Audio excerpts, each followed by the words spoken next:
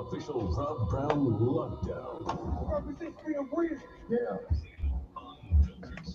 Manufactured locally for the Carolinas. Lockdown. This is the Rob Brown Show. Get lost. Only The fan of states. You know, for like all of the morning so far, that morning, I completely forgotten it was a Friday. It's because we started working on Wednesday. I mean, that is the reason why. It feels like a Wednesday, but it's a Friday. Gotta get down on Friday. And it starts right now. Sound like you've already gotten down just a little too much. I'm gassed, bud. I'm gassed. Yesterday, and not like, I actually don't know why the voice sounds gravelly today because Too much whiskey? I didn't do anything yesterday. I thought you were going home. I mean, I had a handful of sunshine daytime brewskis. I thought you were going home to sit outside and console your boy when his team lost. My boy. Joe was talking. Oh, Joey B was not well. Okay, yeah. Joey B was not well. And see, I let my anger cause me change my pick, and I shouldn't have did that. The only pick I changed was that pick. Tried to. Yeah, you were scared at the end. Tried to help. It. They did. That was a lot of points at the end of that game. They did start making they made the late push. 14 points in the last 45 seconds of the game. And I was like, oh no. I know how this is going to sound coming from me, but man, them refs swallowed the whistles.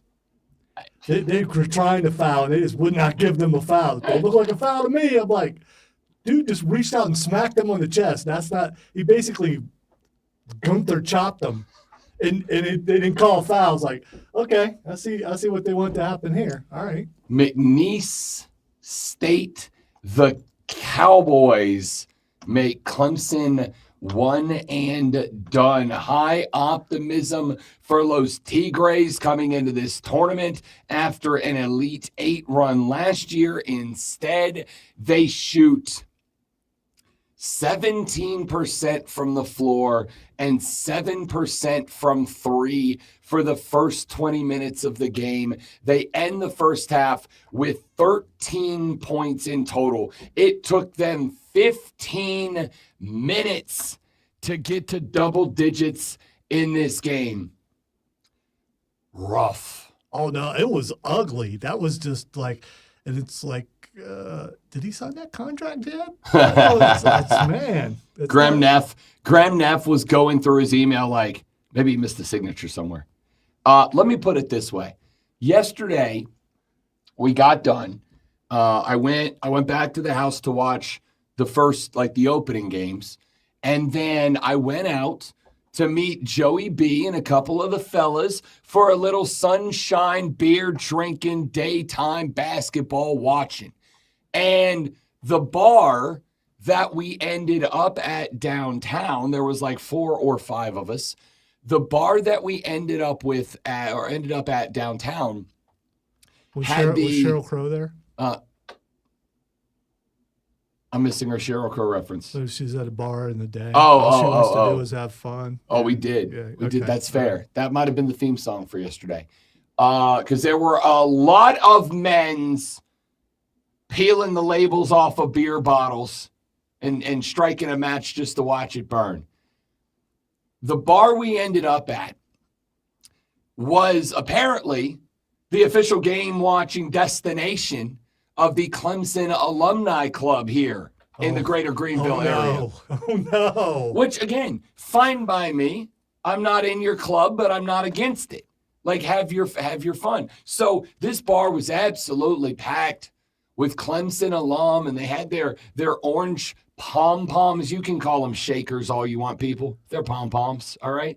They had their orange pom-poms. They had on their orange and purple tiger striped sunglasses they were giving out. They had their koozies. They had it all. And again, I'm for it. You should be excited. You went to the Elite Eight last year. You set the record for most conference wins this year. It felt like after 15 years, Brad Brownell had found his stroke a little bit. Like maybe there's some history to be made here. And then we got to about 10 minutes in the first quarter. Los Tigres are sitting on 6 points and a shooting percentage of about 14.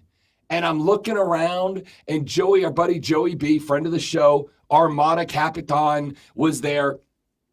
And both of us had our laptops because I was working. I did bring the laptop. I was cranking out some audio and like putting some stuff together. I was working and also having a brewski in the sunshine. And Joey B brought his stuff. And there was a moment where McNeese State got 5 or 6 consecutive offensive rebounds and finally scored a bucket. And then Clemson comes back down the other way, and they get the ball inside, and Victor Lakin just misses a bunny. I mean, just misses it just put it off the square, bud. Corner of the square, no English, let it fall. And he just point blank misses. And I watch as my poor guy, Joey B, reaches up and he grabs the corners of his laptop with just his pointer and his thumb, and he just slowly closes it. And then he leans back and he looks at me and he goes, "This isn't fun." And I thought, yeah, I don't think anybody's here disagreeing with you there, Joey B. I don't think anybody's disagreeing with you. One of the gentlemen that came with us, who is another member of the soccer club, which is where most of my sports watching buddies come from. One of the other fellas in the soccer supporters club is a Gamecock. Now, I respect him because he showed up. He did not show up in garnet and black. He was not up on the edge of the chair being a McNeese State guy. He was just there to watch some basketball, and it happened to be Clemson playing. And as Joey B closes his laptop and he says, "I'm not having fun," my buddy to my left, Lonzo, does that chuckle thing where there's no noise, but the shoulders just kind of start going up and down a little bit, right? That guy's a problem sometimes because people want to punch him. He and I got to give him a little bit more credit because Joey B was on my right and he was on my left. And as he started like shaking the shoulders because he's like hysterically laughing on the inside, but he can't let it show. Not just because, he and Joey B are boys too. You don't want to laugh in your boy's face while they're getting trounced. Actually, you do it later in the day. No, you kind of do. You let it stew for a little while. You don't do it, especially you don't do it when your boy is surrounded by about 85 other alum from that school. So I realized as he's laughing, because I kind of like leaned back to see what was happening when I saw the vibrating shoulders. As I leaned back to see what was happening, I realized that he was matching my body movement to stay silhouetted so Joey B wouldn't see the shoulders vibrating. It was so funny. But what was not funny was this game. Goodness gracious. Victor could get nothing going. The Clemson offense was, I think it's fair to say, inept. And, look, what was my biggest takeaway, or I guess I should say preview point going into that game? The thing that I kept talking about going into that game was McNeese State plays a defense. They are long, they are athletic, they're going to be in your face, and they're quick.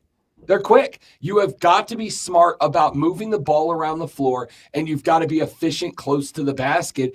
And this team wasn't. Listen, you finished the game 21 of 57 for 36.8%. You finished the game 9 of 30 for 30% from three. Those numbers came in the last 45 seconds of the game because those numbers were hovering at like 20 and 10% for, 38 minutes. I think you could blame this on your star Hunter, right? I think you could blame this on him because his shots weren't dropping. He had opportunities and had to be benched for a little while. It just looked like either they were starstruck or they didn't come to play. I don't know. Some of it is they got out talented for sure. And as you talked about matchups, for sure. But some days your shot doesn't drop. Some days you're just having a bad day, and it's like osmosis. Everybody on the team catches it, and they can't do anything either. I mean, it was and Locken, obvious. I mean, don't talk stuff to a guy as he's walking by when you have 4 fouls. I mean, what a way to go out. That was just like, okay. And you could see he was definitely, I mean, I wish I knew what he said, but still, he said enough to get him kicked out of the game. The Chauncey Wiggins 3 of 12. Ian Shefflin, if you want, I mean, I'm not saying you put it on Ian Shefflin. 0 of 4 from the floor, 0 of 2 from range, 1 of 2 from the stripe, and 1 point. They look like they were way too fast for him.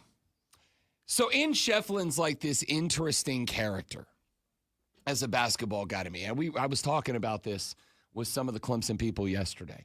He's such an interesting character. Joe called him, and I thought it was maybe the most apt player description I've heard in a long time. He said he is like the Pokemon final evolution of YMCA white guy that just cooks everybody down at the rec, right? Like just that guy that he walks in the gym and you're picking teams and nobody wants to get him because he's just this guy. Like that comparison came about because they showed Shefflin at one point early in the game when the shots just were not falling for Clemson. And I told Joey B, I'm like, that cat cracks me up because he's a baller, but he also looks like a dude that I would expect to see if I got showed up to play in a new D&D party DMing the game. Like he just looks like a dude. He looks like a dude that if I passed him at the Costco, I wouldn't think anything of it. He's like, that's just another guy. But he's a baller. And yet in this game, he just could not find a comfort zone. He did have 8 boards. He did have a couple of assists.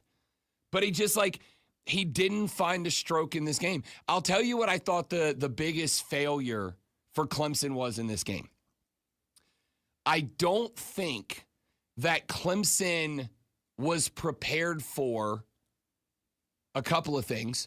I don't think that they were prepared for the length and the speed of McNeese State. I think a lot of Clemson fans yesterday, because when I said yesterday, and in fact, if you would like to go to the Bracket Challenge page, you will notice that I picked this upset.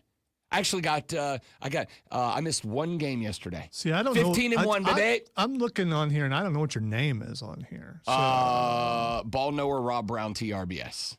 Wow, that sounds like. Don't worry, you like don't have to stretch. go far down the list. Great one. I am it's a big tie, but a tie for second right now with 140 points. Sorry, I missed 2 games. I was 14-2 yesterday. As of right now, our leader going 15-1 was Bracket. I got this TRBS. I don't know whose bracket that is. If it's you, shoot us a text to the text line at 844-326-3663 and let us know. I don't know who this bracket belongs to. All I know is that there's a hell of a lot of TRBSs up at the top of the list right now.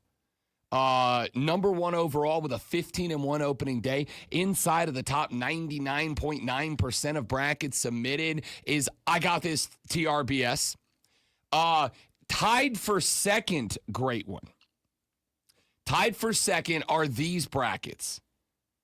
Ball knower Rob Brown, TRBS. That's me. Mrs. Rob Brown, TRBS, is in a tie for second after day 1 at 14-2. Okay, is that actually her? That is actually her. Did she pick her own bracket? Because some people are going to ask that question. She said that. We were going out last night. We went out to the wine house last night to have a couple of glasses of Pinot and enjoy the late night basketball. And we're on the drive there. And first off, may I, because I told you this is going to be friendly competition because I want to be the best. But I shout out to Cole Bryson, who was giving me and the missus a shout out yesterday on Wire to Wire, because going into the last 3 games, there was like a 4-way tie for first place, and she and I were 2 of the brackets. And so we're on the drive, and she's like, this is going to suck. And I'm like, why? And she goes, because I filled out my bracket for real and everybody's just going to say that you did it. I will tell you this.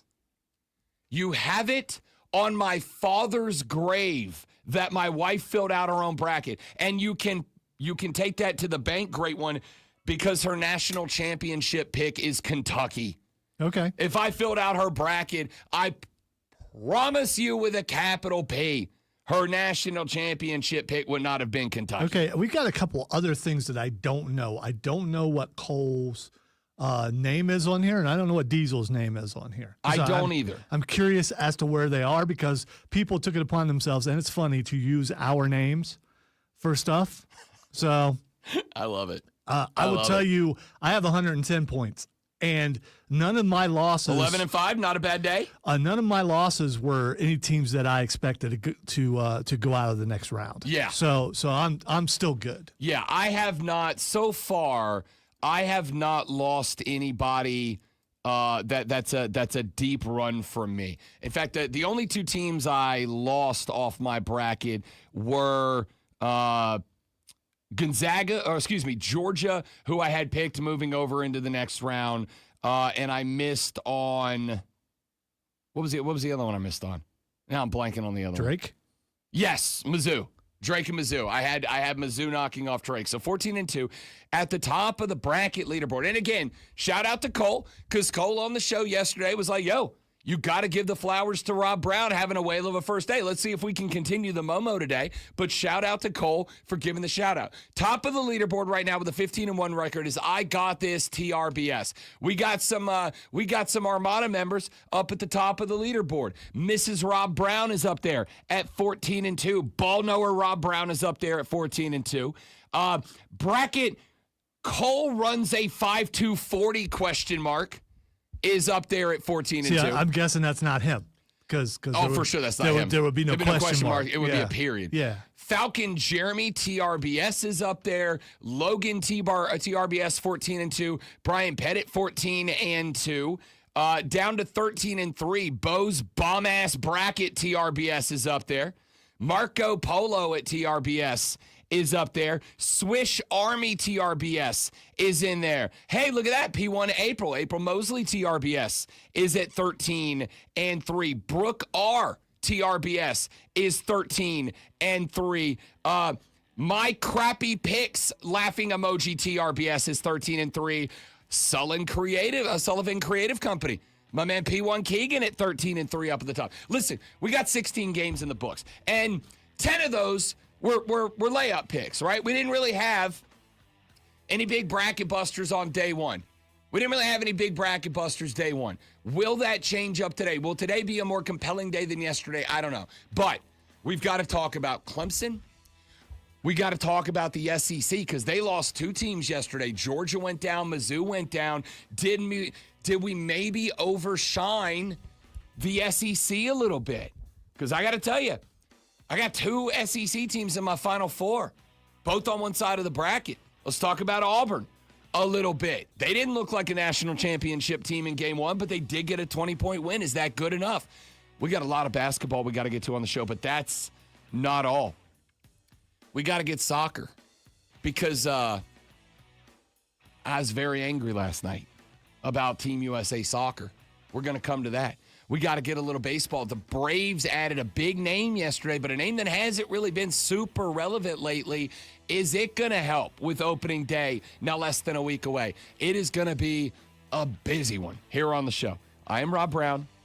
He's the great one, Lonzo. You are listening to The Rob Brown Show on the Fan Upstate.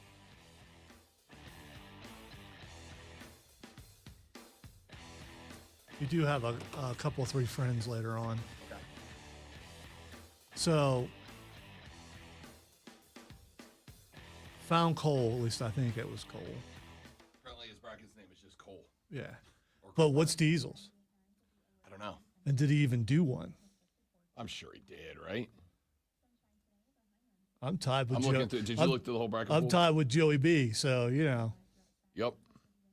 And he knows a lot more about basketball than I do. I'm 13 and 3 is bracket. Diesel loves WWE TRBS. Yeah, that's not him. No, I know it's not. It's just hilarious. It's All right, hilarious. Cole's 12 and 4. Bracket Lonzo is a Swifty. TRBS is 12 and 4. Also not me.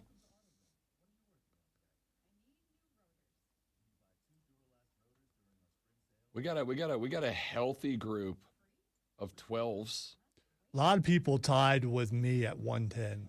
Yeah. I mean, there's it's gonna separate today. You'll say, well, assuming we have a couple of bust.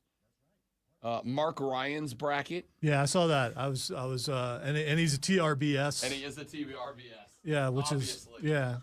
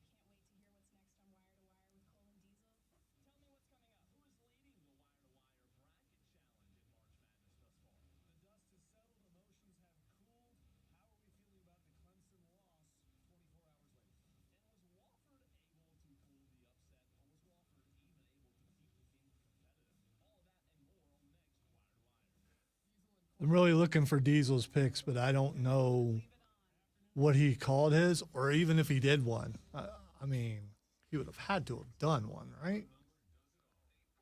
Oh, crud. Where are you at, Rob?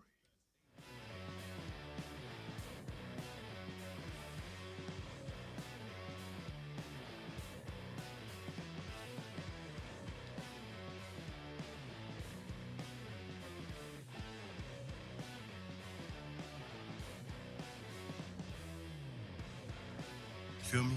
For real. Do you feel him, sir? You didn't say that.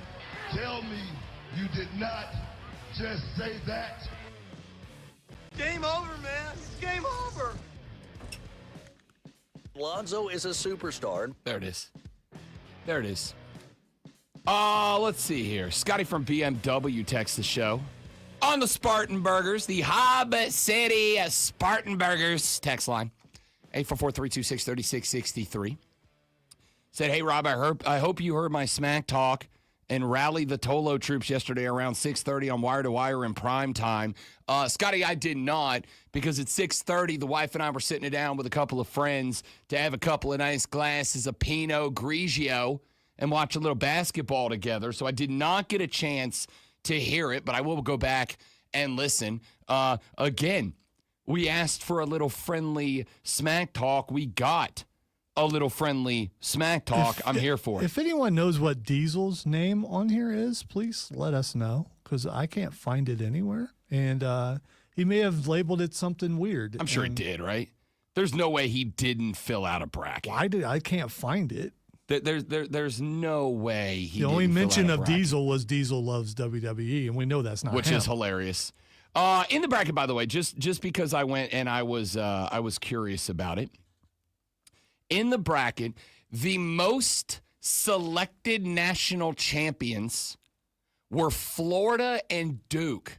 Both of those teams had 40 brackets select them as the national championship winner. So if Florida or Duke win the Natty, it's going to be an absolute mess up at the top of the leaderboard. If anybody else wins the Natty, it could get interesting. Here are the rest of the most picked teams, including those that have been eliminated. Auburn, 9 brackets, including yours truly, selected the Auburn Tigers. 7 brackets selected the St. John's Red Storm. 6 brackets selected the Houston Cougars. 5 brackets and I like this as a dark horse. 5 brackets selected the Michigan State Spartans. 4 selected the Alabama Crimson Tide. 3 brackets selected Clemson. They are the only team that had somebody pick them as a national championship winner to be eliminated in the opening day. We do still have 16 more games to go in this opening round.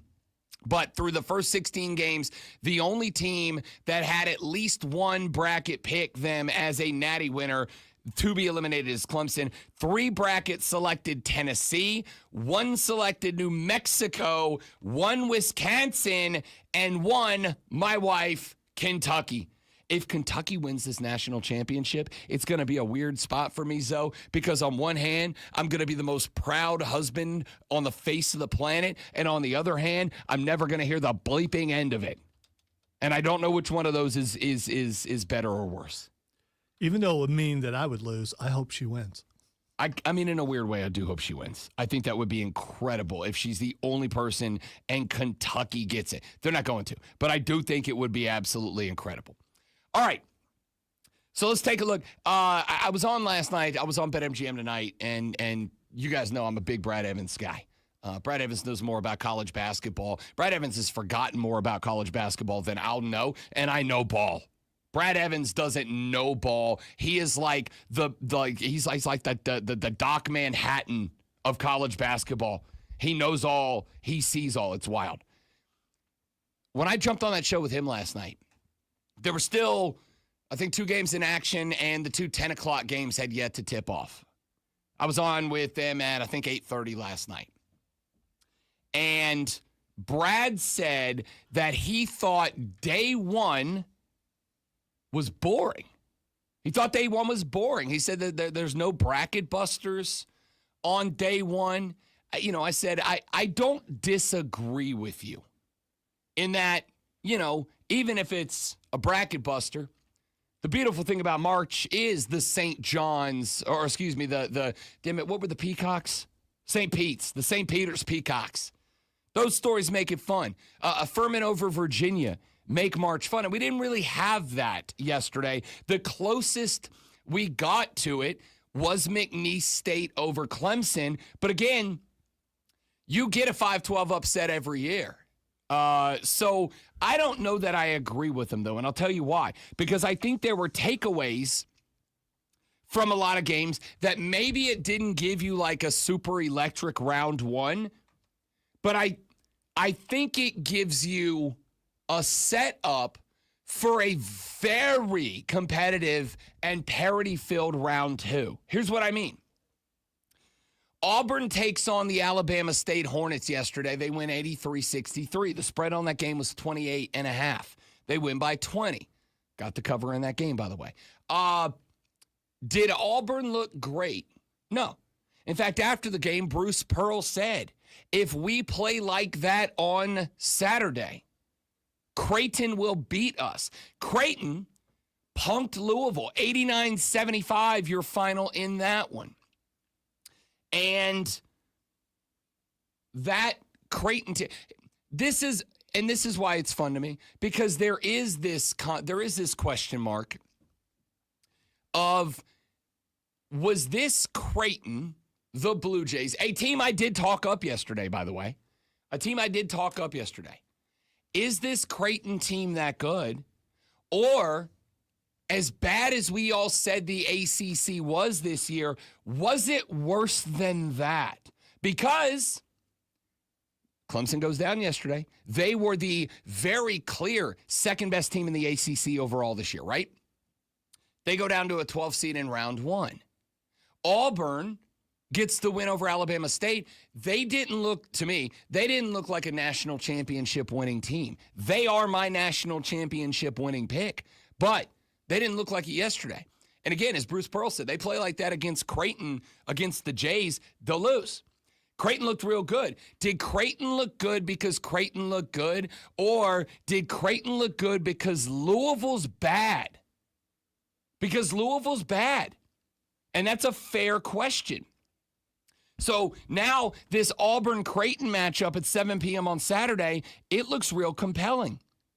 Michigan almost became a 5-12 matchup last night. They allowed UC San Diego to hang around a hell of a lot longer than they should have.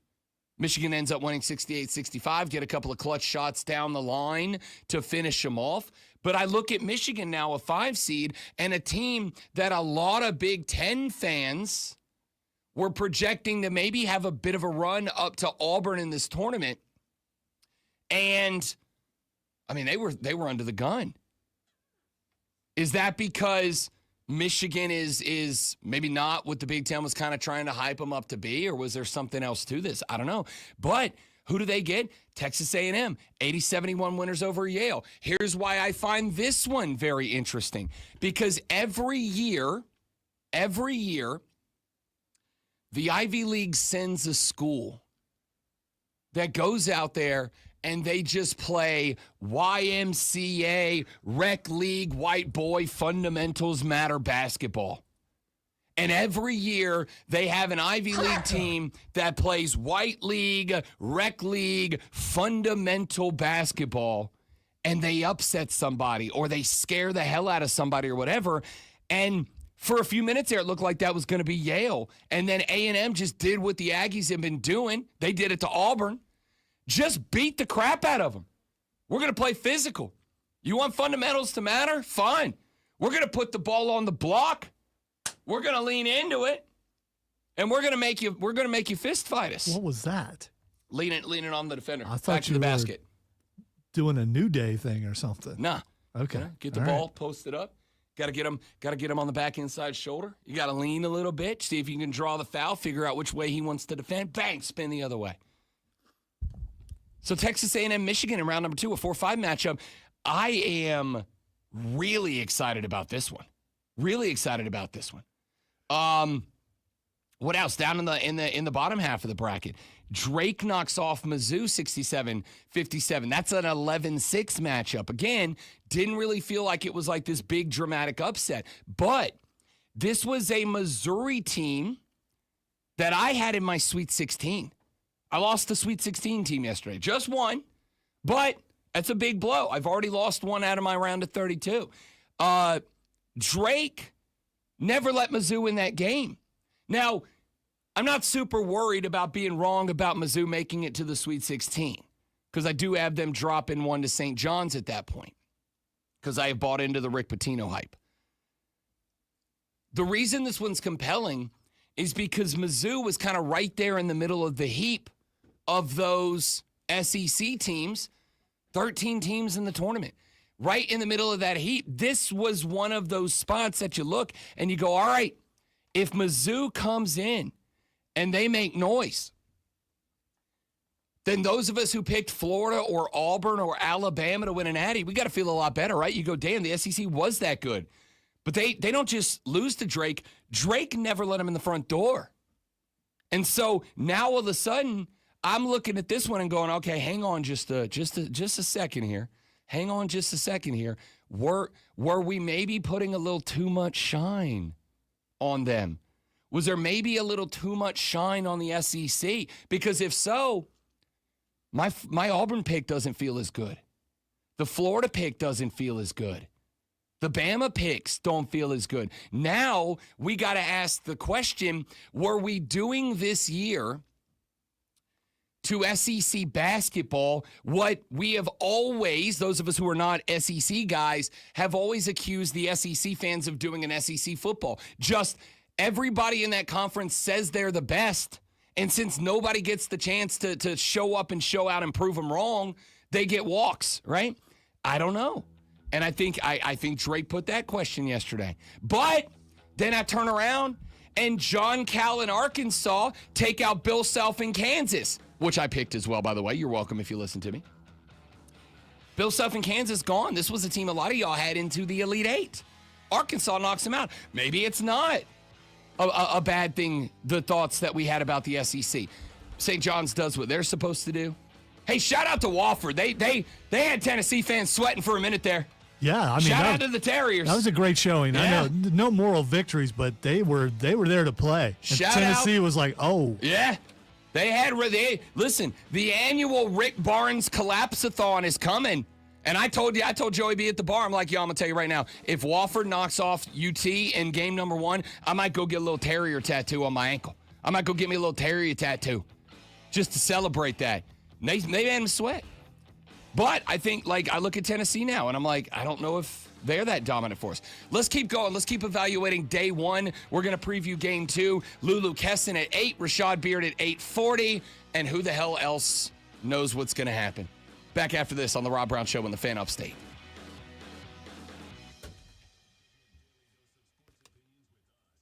Good morning, April. Thank you very much for the compliment. Wanted to let y'all know the bracket. Cole runs a 5-2-40 is my son, Alex. First off, you tell Alex, pat on the back from Rob Brown, because that's a hilarious bracket name.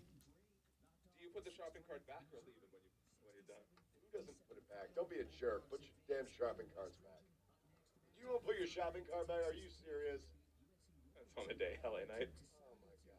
Look, okay, wait. If there's in the aisle end of the parking lot, if there's 6... What do? Do you throw your trash on the ground? No, wait. If there's 6 other shopping carts all stacked and impromptu, am I okay to add mine to that pile that someone else has to already clean up? No. Someone gets paid to do that. That's at least, yes, they do, but if people have to park in their parking spots, you're just leaving your carts laying all around like a graveyard? They have specific, no, I'm sorry. I shouldn't have added myself. Bring this back. So look, the people do not get paid to go and pick up your carts at random all throughout the damn parking lot.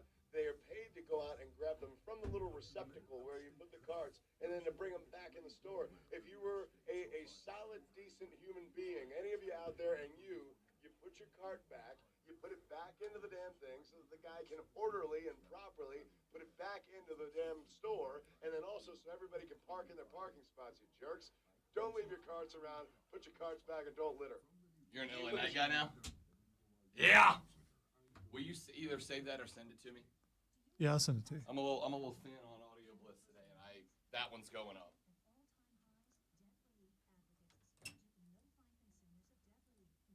Shopping cart back or leave it when you...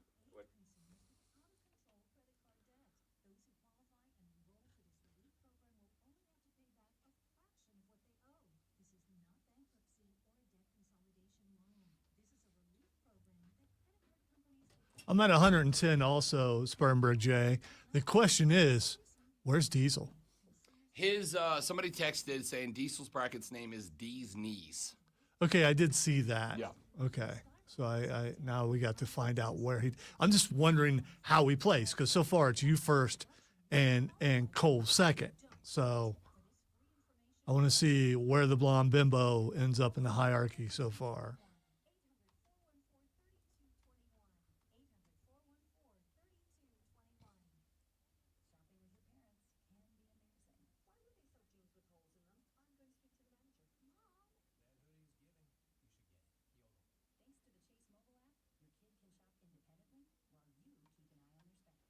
Luke, good morning, buddy. Spartanburg J. Mike just said Clemson. Ha ha ha ha ha ha ha ha ha ha ha.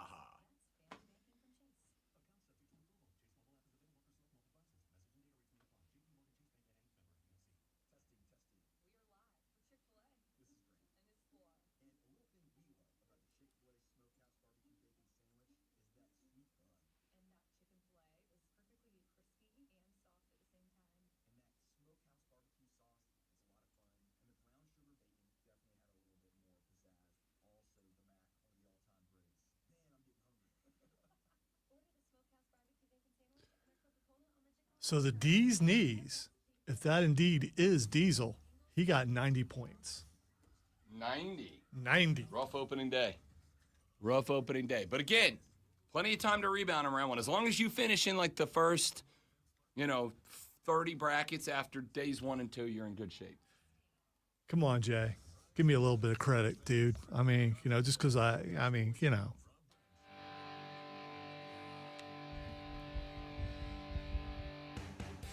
In February of the year 2020, a much more formidable Rob Brown with much less gray hair showed up to audition for a spot. And he was not 40 then. No, he was very not 40. He is very 40 now. Showed up here in the lovely upstate of South Carolina and sat behind this very microphone to do 6 hours of live radio to audition to become a member of what would become the Fan Upstate. And when I got here on day number 1, at the time I was auditioning for the 12 to 3 p.m. time slot. So I came in at 8 o'clock that morning, the very first morning, a Monday morning, to shake babies and kiss hands with everybody that works here. I came in that morning to meet the people. I came in that morning to have a little sit down with a young man that would eventually become my boss. And we had a talk in which he said, welcome to the area. Did you endure your trip? Yada, yada, yada. And I said, I did. Thank you very much. And he said, great. Here's what I want to hear out of you for the next 2 days. Now, it was very interesting because Kobe Bryant had passed away the day before I got here for that audition. And so it was kind of one of those spots where it's like, man, this show, as you have all come to learn over the past half decade that I have been here, God, what has happened? This show is meant to be. Don't put regret in there. Not regret. Okay. All right. Just how damn fast 5 years have gone by. So wait till it's 25. I don't want to. Those of you that have been listening, you know this show is about being upbeat, positive, energetic, etc., etc., etc. And here I come that morning.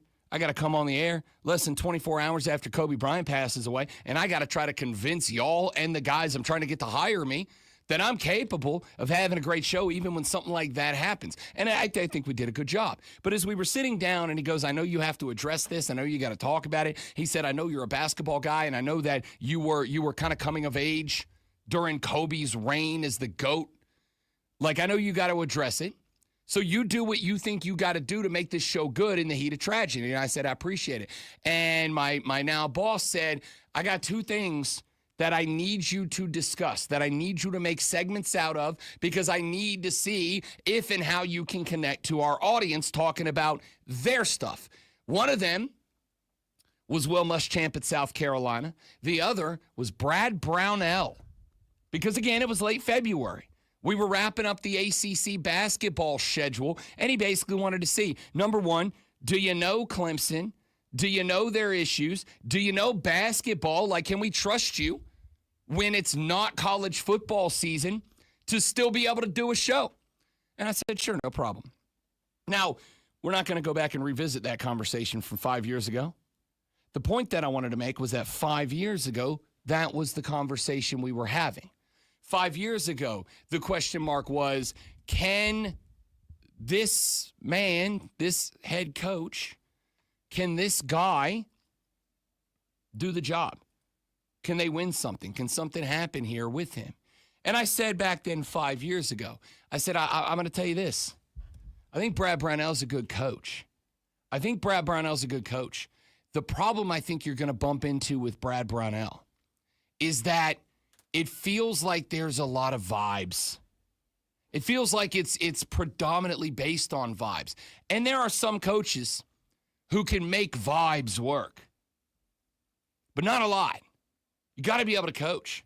And I would say in that game last night, I was listening to Wire to Wire about, 6 o'clock, 6:15 yesterday. And I heard Diesel and Cole get into it a little bit. It was after the Clemson game was over. And Diesel was kind of going on about like, hey, man, you signed this cat to an extension last year. You signed him to a new extension the day before he suffers the 12-5 upset. And he loses to a Clemson alum by the name of Will Wade that Clemson, had they moved on from Brad Brownell 2 years ago, could have had as the head coach. And now there's multiple parts to that argument. The first I would make is I think that at that point in time, Will Wade was probably still too close to his termination at LSU. I think there was probably a little bit too much stank on the name at that point that it would have been the hire you wanted to make. Because while it would have been, I think even at the time, to me anyway, it felt like Will Wade was a good head coach. I felt like there was too much drama packaged up in his name for a team that was trying to figure out how to get an upward trajectory, right? Like that would have come with a little bit of an image that I don't know that Clemson basketball wanted at the time. And Cole responded back to him and said, I think Brad Brownell's a better coach than Will Wade. I think Brad Brownell's a better coach. And Cole said, I've talked to a lot of people in the college basketball landscape and took one step further and said, I think most people, and shout out to Cole Bryson because he gets it. He said, I think most people who know ball think Brad Brownell's a better coach than Will Wade. And I said, you know what? I kind of got to think about that a little bit. Because what I don't want to do is say that the one time that those two gentlemen stood across from each other, Will Wade way got the better of Brad Brownell, is a definitive statement on the abilities of these two fellas as coaches and which one's better and which one's not. What I will say is this. Yesterday, my takeaway was, I think Brad Brownell is a vibes guy, but I don't know that the vibes guy is going to be enough to get it done. Because what happened yesterday was McNeese State just making little changes in what they were trying to do, and there were no answers for Clemson. Now, I got to defend Brad on one thing. At the end of the day, Brad can't make the layups. At the end of the day, Brad can't make the threes. He can't. I mean, if you go out there, you're getting open looks at the rack, and you're going, what was Clemson at the half? 1 for 13 from range? He can scheme you open all day. If you can't put the brown thing in the round thing, it's not going to matter. But Will Wade was just little tinkering things, right? Lonzo pointed out, Victor taking 5 fouls. And frankly, probably 2, maybe 3 of them were pretty unnecessary. In a game where, because again, I don't, in fact, you know what? I'm gonna play you a clip real quick. Because I said earlier in the show, I do not think that Clemson was, or at least they didn't play like, they were knowledgeable of McNeese State, right? Like it felt like it was, I don't know about you guys, when I played high school ball, we used to do these Christmas tournaments, right? We'd travel around and we'd go to different high schools or colleges or whatever, and we'd play these Christmas tournaments full of teams from different areas around the country. And you would show up and you'd have like 4 or 5 pool games, and then they'd take the top teams and have a tournament to determine the champ. And what would happen is you would show up and basically you didn't know jack all about the teams you were going to play. And so you went out there on the floor and you did what you did and they did what they did. And then if you were fortunate to have a coach who knows ball, they would start making the adjustments. And very frequently those holiday tournaments were won by whatever team had the best coach, because they could make the adjustments. And most high school coaches, good guys, good coaches, but they don't see the game that way. That's what it felt to me like yesterday towards the end of the first half for Clemson. It felt to me like they got out there on the floor and they were playing a team they were just completely unfamiliar with. Here's what Brad had to say after the L. They played very well. We picked a tough day to not play our best. Certainly they had a lot to do with that. I didn't do a very good job with my guys, and we weren't really prepared for the zone demand. I haven't seen a lot of that this year, maybe a little bit with Stanford, and it bothered us. I thought their athleticism inside and their quickness certainly was a factor. The offensive rebounds that they got, extra possessions, really helped them, and we had a hard time getting any rhythm. And I think that's what's disappointing for me, is I couldn't help my guys get into any kind of rhythm in the game. That's not what I want to hear, man. It's just not. Here's the takeaway I had. He did take accountability and say, I appreciate it's that. his fault. I appreciate that. And in that spot, when you got seniors who are sitting next to you on the podium crying because their careers came to an end with a 12-5 upset in their best chance to do something. Like, I'm glad he took the accountability. It would have been very easy for somebody to grab the mic and go, hey, man, what do you want? We couldn't hit a shot. We're missing bunnies. We're missing layups. We can't hit a three to save our butts. Like, it would have been easy. You are correct. And I appreciate that. The problem is he's right about what he said. I was watching the way that the McNeese State defense was attacking Clemson offense. And all they're doing is dropping off into kind of a hybrid 1-3-1-2-3, right?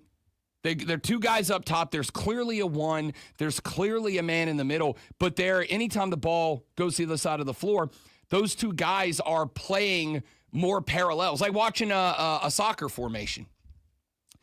In a soccer formation, when the ball passes the back line, your guys on that back line have to know where all the guys on that back line are so that if you're going to step up to create an offsides trap, all five got to go. One guy screws that up, the whole thing falls apart. So you got two guys playing, one clearly on the point, one clearly on the line, but when the ball would go left or right, they would kind of flatten out and turn it into a two-man front, and they'd rotate with the ball. And when Clemson would bring the ball up, they're stacking guys on the wing. They're bringing the ball up to the point, and as they're getting the ball out to the wing, that defense rotates over. They're not expecting to get jumped there, and then it was panic mode. That's Will Wade just beating Brad Brownell, recognizing that this team has a thing they want to do on offense. They want to get the ball to the point, left or right, and then try to take advantage of moving Victor around under the paint. And he took that away from him, and they didn't know what to do yesterday. So this is a spot. I don't think I'm overreacting.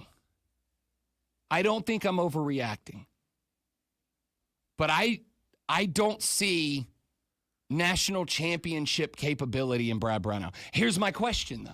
And this is why this conversation to me remains interesting about, it doesn't matter if the question is, do we move on? You just sign the man to a big-ass extension, which also means he's got a big-ass payout you got to take care of, so he's not going anywhere. But when you talk about ability, capability, in a spot like that for a guy like Brad Brownell, I also have to look and go, would other coaches have been able to take this group of guys and do anything with it? Because, with respect, Victor's a great player. And Shefflin's a glue guy. He's a good glue guy. Good player. But he's a glue guy. And Shefflin's a guy that if I put him on Auburn's team, he's not a starter. He's a sixth man. And a damn good one, but he's a sixth man. If I take that guy and I throw him onto Duke's team, he's a sixth man.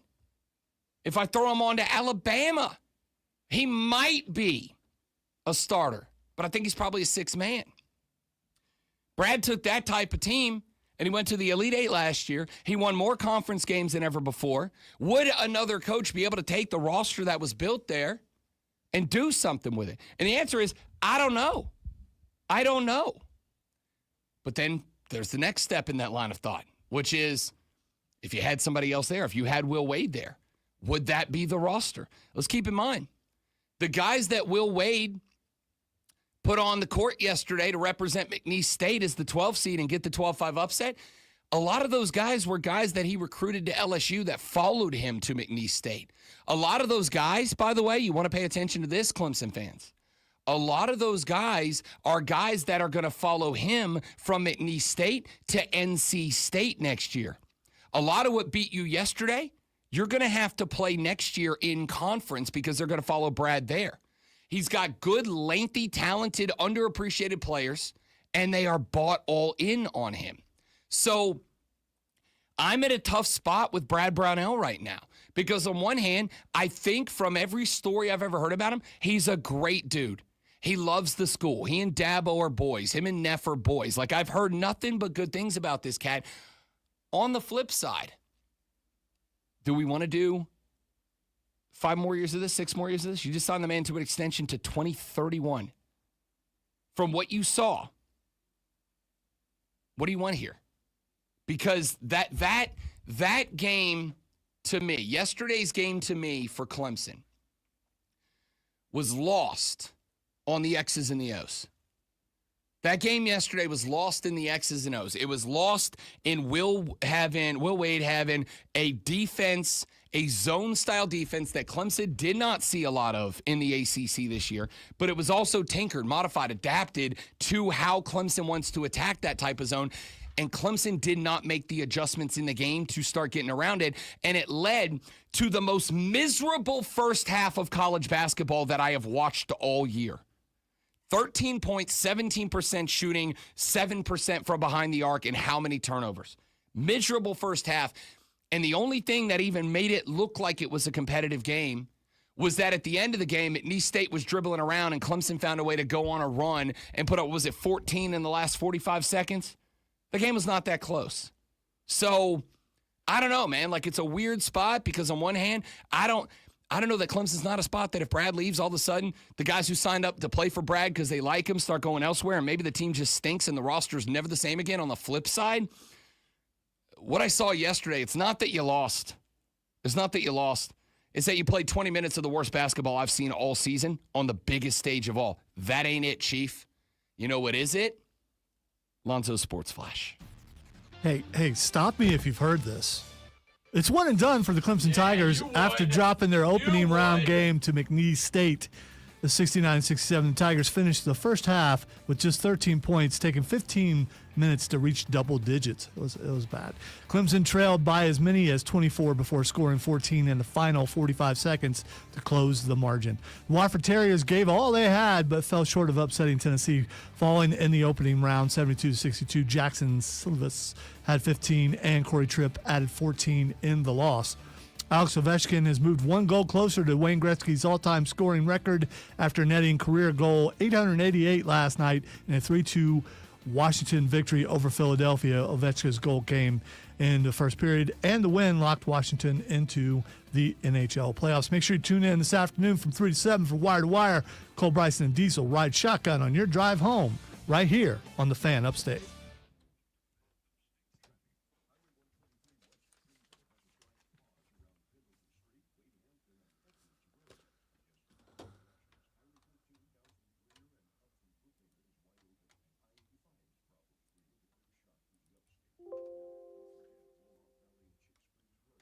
Don't forget.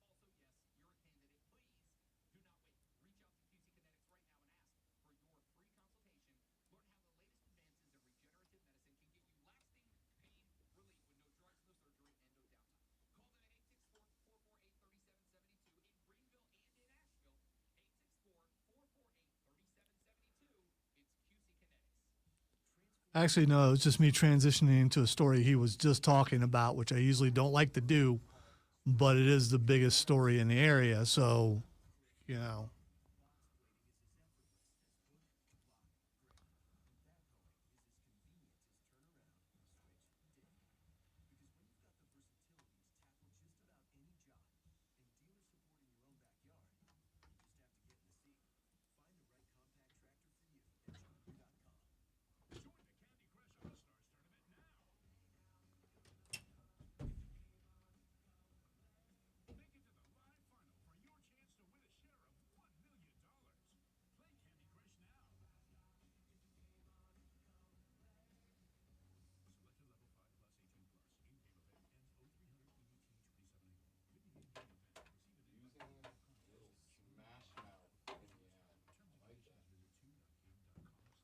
That song is so 20 years old. Everything was better when I was in my 20s, Alonzo. That's not true because you weren't married then. And I'm sure you're having a wonderful time. Okay. My life was definitely not better in my 20s. Well, it depends on what you mean by better. My back didn't hurt all the time. That was nice. I broke my knee when I was like 19, so I'd like to go further back than that.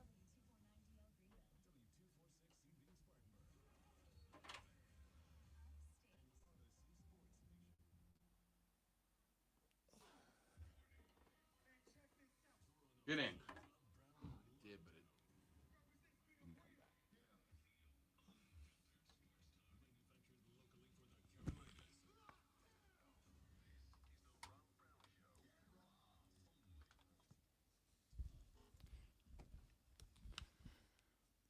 Off we go into our number 2. Welcome back, ladies and gentlemen. It is the Rob Brown Show. It is the Fan Upstate. Great to have you. Rob Lonzo and you. Be a part of the show.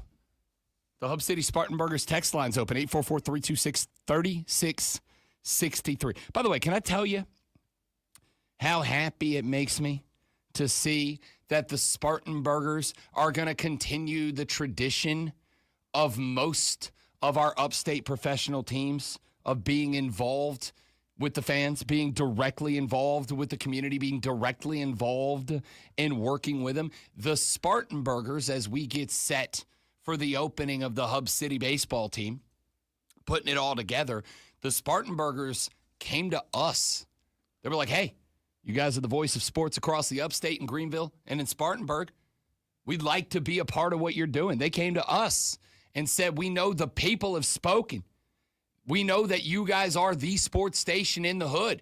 We'd like to be involved. They came to us and said, we want to utilize what you have built in this community to be a part of said community. And I love that. I love that. So I'm jacked up about that. The Hub City Spartan Burgers text line, 844-FAN-FONE, 844-326-3663. You can text on that number. You can call on that number, 844-326-3663. I will ask Clemson fans today, where are you on your basketball program? After being one of the 5-12 upsets yesterday, where are you on your basketball program now? Texter just texted the Hub City Spartan Burgers text line and said Brownell got out-coached. He's been at Clemson and cannot make adjustments. Also, he didn't coach to foul earlier to force 2 things. 1, stopping the clock, and 2, forcing a poor free throw shooting team to win at the line. Poor. And now Clemson fans are stuck with a 6-year misery tax. As I pointed out earlier, don't blame them entirely because they were trying to foul and the refs just wasn't having any of it. I don't disagree with you. But that also comes down to, again, when you got 2 guys giving someone the business, and they're not blowing the whistle. We got another guy Gunther chopping someone. I mean, it's a play. He reached out and Gunther chopped the dude, and they still didn't call it. I don't disagree with you, but I also say that part of the requirement is understanding that as long as referees are humans and therefore are subjective and foul calls change from game to game, being able to adjust to that, to coach your guys and go, all right, in this spot we need to do this, that is coaching. That's part of it. Like, if they're not giving it, you got to figure out a way around that. As a former basketball player, if you're trying to get a foul and the ref isn't calling it, do you knock the guy to the ground? I mean, you get increasingly more violent until you get the call. Is that, I'm seriously asking that question. I'm seriously is that what you have to do? You have to get more and more violent until they finally call it. Okay. And one of 2 things is going to happen. They're either going to go, okay, that's the call. That's where we draw the line. Or they're going to get you to a spot where they're going to go, nope, that's too far. They're going to get you with a T1. You're going to get 2 free shots and the ball back the other way. And now you know, all right, that's not going to work. How do we adjust around that? Anybody who thinks that coaching sports, I was going to say basketball, but really sports. Anybody who thinks that coaching sports is not a stream of constant in-game adjustments is doing it wrong. There are some coaches who can get away without that. I have said for a large chunk of my career, Nick Saban was never a great Saturday game day coach. Nick Saban didn't beat you by making a bunch of adjustments. Nick Saban beat you in two ways. Number one, he hired a staff full of guys around him to help him out with that. And number two, he recruited monsters, and he had them ready in February to beat you in August and September. That's what he did. So, again, like I think I've landed for now on. Brad's a vibes guy. Brad's a guy that goes and he's a culture guy. He's a guy that goes and gets Ian Shefflins, and he gets guys that are, high motor guys, gutsy guys, grinded out guys that really want to be Clemson Tigers, and he convinces them to stay. And all that's well and good. But at the end of the day, I agree with this texter. Will Wade coached circles around Brad Brown yesterday. Was it a one-off game? I don't know. Was that something that is going to be routine? I don't know. Again, Brad Brown was in the Elite Eight last year. I can't say yes. But what I do know is he flat out got out-coached yesterday. From the opening tip to the final whistle, he flat out got out-coached. And so my question is, are you in trouble now? Because that came a day after you signed him to an extension that's going to go till 2031. The buyout's going to be too big for the next handful of years. It's going to be 3 or 4 seasons before, unless Clemson wants to take some of that NIL pot money and throw it into a buyout. And the problem is, after last year's run, it felt like Clemson was at the highest high it's been on the basketball court in a very long time. I'm not going to say you gave it all back yesterday, but you know what? This is item number 1 on that thing that we do at 7:06 in the morning. So let's do that thing we do at 7:06 in the morning. It's the water cooler cheat sheet. Are you ready for the playbook of the peculiar, the almanac of the absurd, and the encyclopedia of the extraordinary? Well, you better be, because we're diving headfirst into the 3 top stories that will have your coworkers saying, Friday, gotta get down on Friday. No. Here we go. Welcome to the water cooler cheat sheet on the Fan Upstate. Water cooler cheat sheet, top 3 sports stories you need to know before you get to the office and start talking sports. Unless you're a Clemson fan, in which case you may not want to do that this morning, but you're going to be asked about it, so you might as well know. Item number 1. Item number 1 and done for the Clemson Tigers. 69-67, the McNeese State Cowboys outdo the ACC's second-best team yesterday to move on into the round of 32 and send Clemson back home after the upset. McNeese State shot 43.5%, 21.1% from range. I'm going to give you the numbers, the same numbers for Clemson.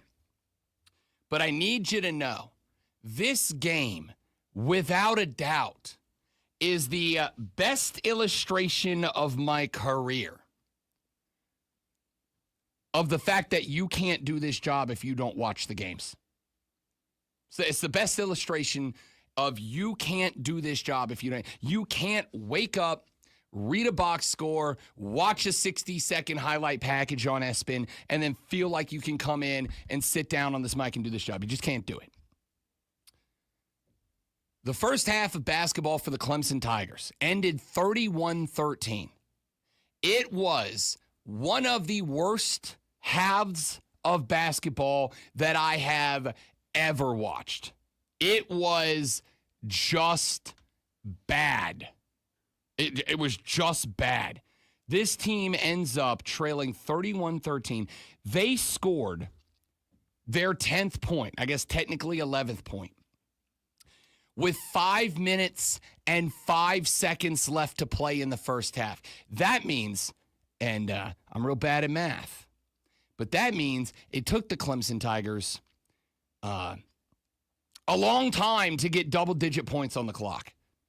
5:05 left on the clock to get there. You played 14 minutes and 55 seconds of basketball before you got your 10th point. At that point, McNeese State, who in the first half, to be clear, wasn't spectacular, right?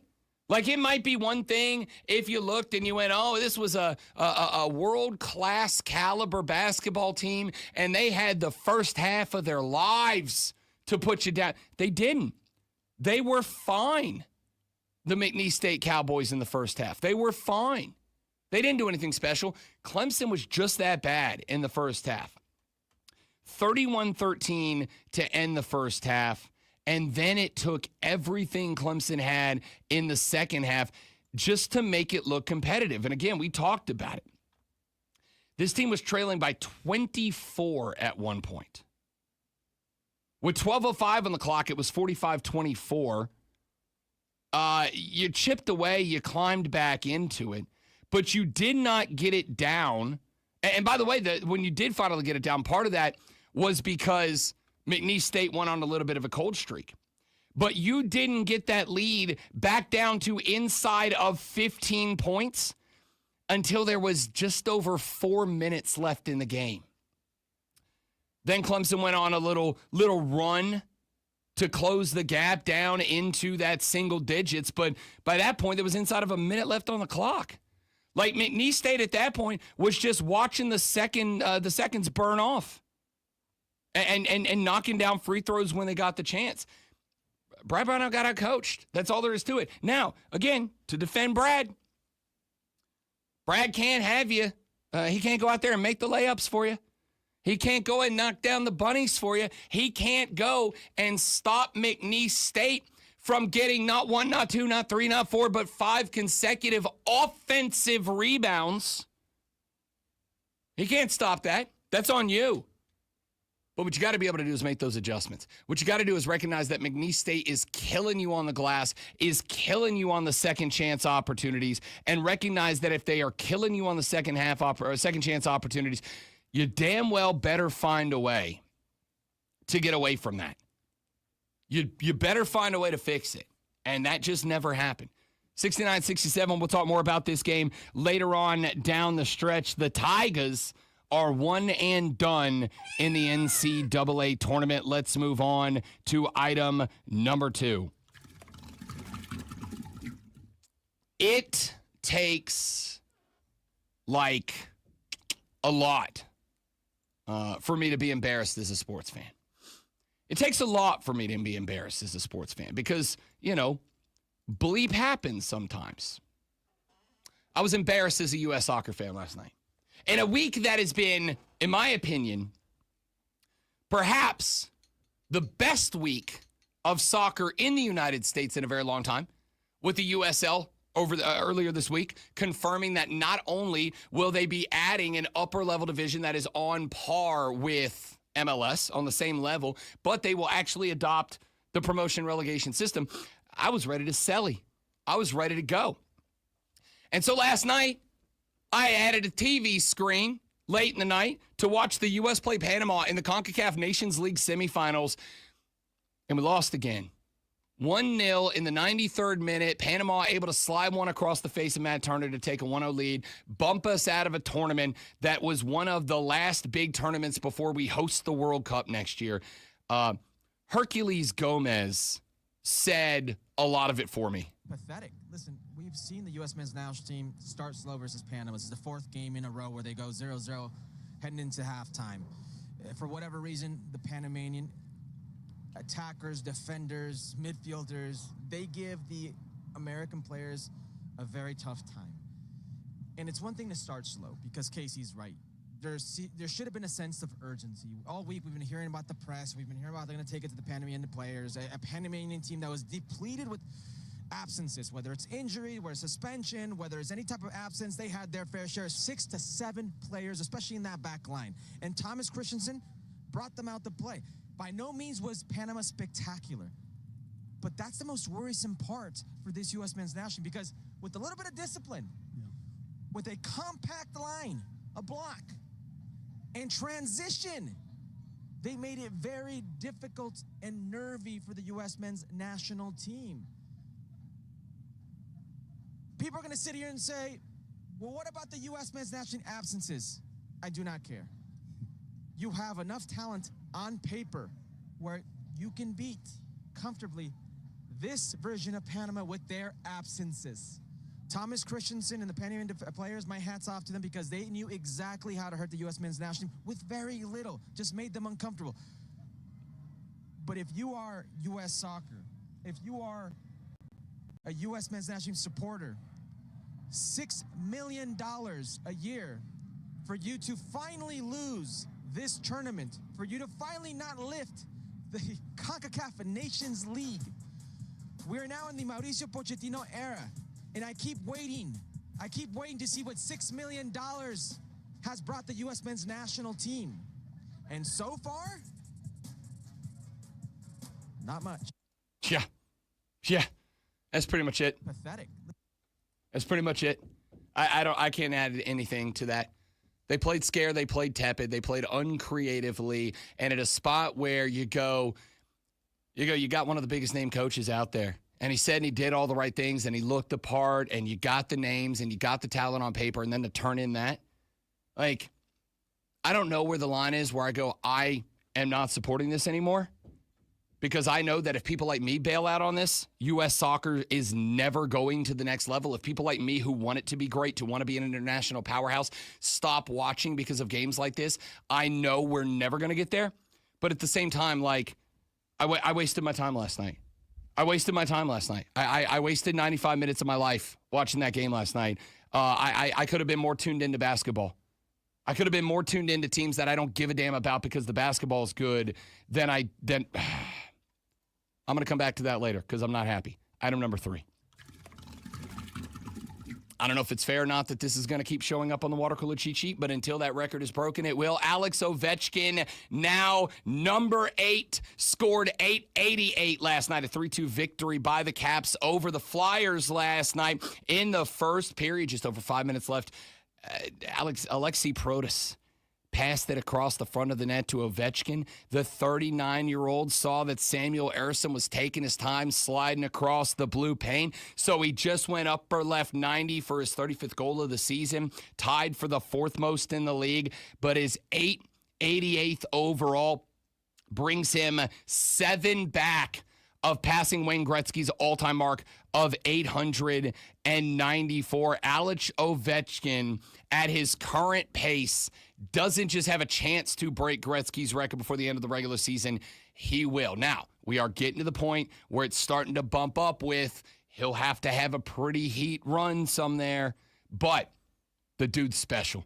The dude's special, and it's been a joy to watch him play so far this season. 888 for Alex Ovechkin. Needs just 7 more to get to the great one. Every Caps game now becomes must-watch. Every Caps game must be must-watch. We'll talk more hockey later on the show.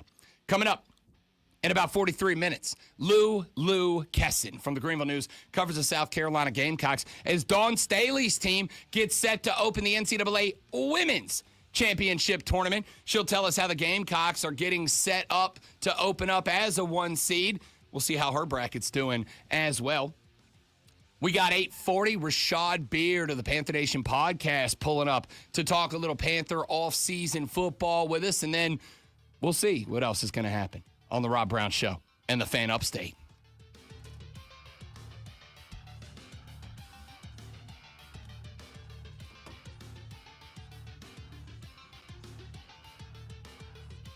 Oh, man.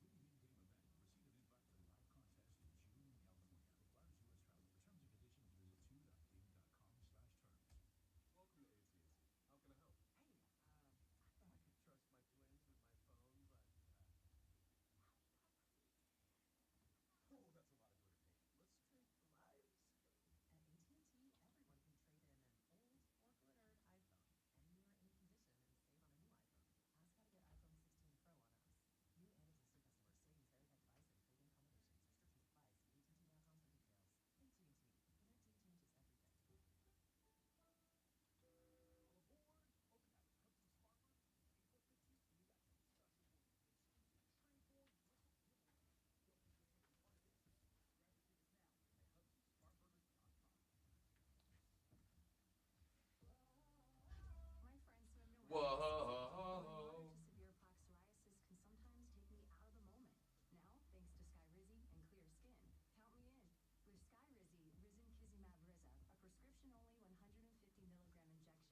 you think that is like a combination of the chemicals that make up this medication? Or do you think somebody wrote down those combination of letters and like, this is what we should call it?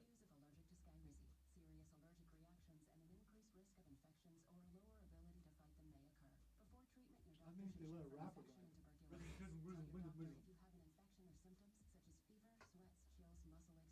The speed guys throw so many bars. Yeah.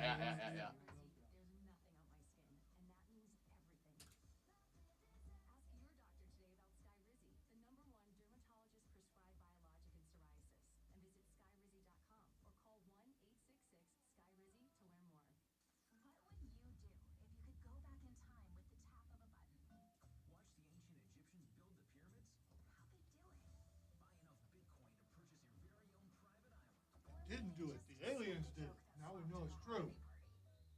Sponsored by Rapid Radios.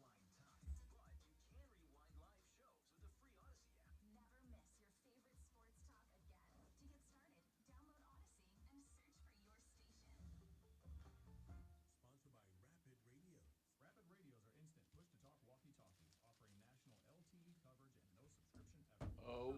Whoa. For a limited time, go to rapidradios.com and you'll get So what if the tubes underneath Giza are actually interdimensional doorways? The world would change forever. I'm going with. Would you step through that doorway? No. I like my wife and my friends. Not knowing what's on the other side. Some people would do that. Oh, for sure they would. I'm not one of them. Listen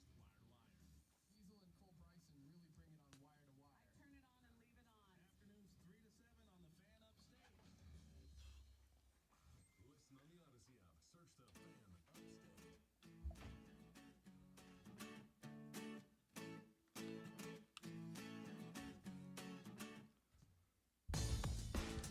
Taking a look at the station-wide bracket competition leaderboard. We'll see where we're at. We have got one who stands alone on top.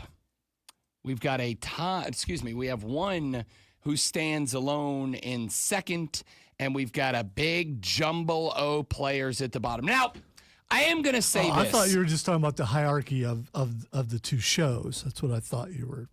Just the leaderboard. I am going to say this, great one. Earlier in the morning, when I was checking the leaderboard, we had one player who was first, and it was I got this TRBS with 15 points. Then there was a long tie of people at second place that included me, my wife, and a handful of others. I just went back and refreshed the leaderboard. And there is, and I don't know how, because unless I just missed something, there's no basketball games happening this morning, or at least this early. Yeah, that's weird. There is suddenly somebody on this leaderboard ranked number one with a perfect 16-0 day yesterday. Zoe, just to confirm, so that I don't sound like a crazy person and or conspiracy theorist, this bracket was not here 1 hour ago when we checked it, right? Even further back than an hour ago. No, it was not there, and now it's there. This bracket... Shenanigans? I don't know. Is that possible? I want to say this. I do not know where it came from. I don't know if you can join a bracket competition group after the tournament is started. Like, as long as your bracket's filled up, you can add it to more groups or whatever, which frankly, I can't imagine that's allowed, right? Because then I just fill out 15 brackets, and whichever one's doing best, I start adding it to groups. I don't know. But what I do know is that when we started the show, I was tied with about 8 other people for second overall at 14-0. And the bracket at the top of the leaderboard was bracket I Got This TRBS, who was 15-1.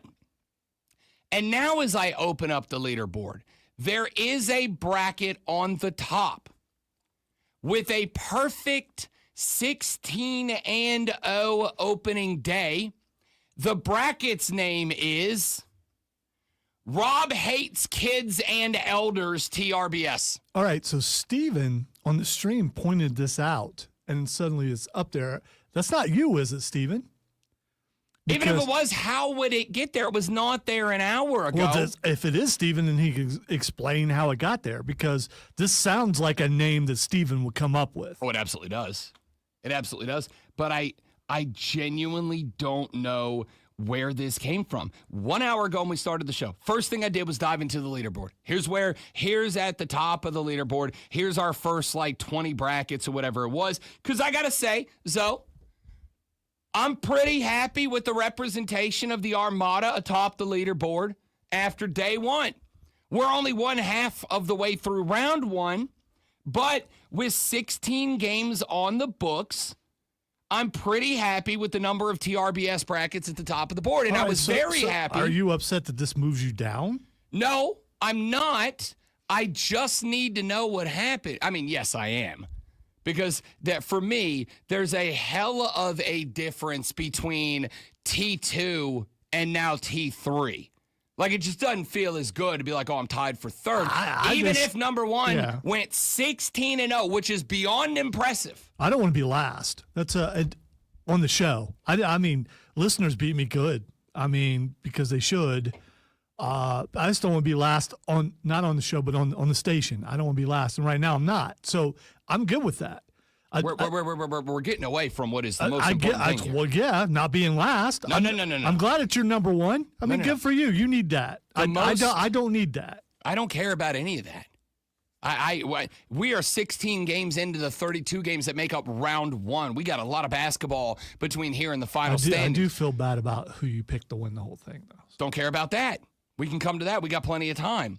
What I care about right now is that 1 hour ago, I was T2 at 14-2, and now I jump on T3 because out of nowhere, music plays, pyro hits, and all of a sudden there is a new bracket, a perfect bracket through day number one that suddenly materializes at the top of the leaderboard. How? I don't have the music because the music would have been perfect there. Stone Cold just entered the bracket, and there he is at number one.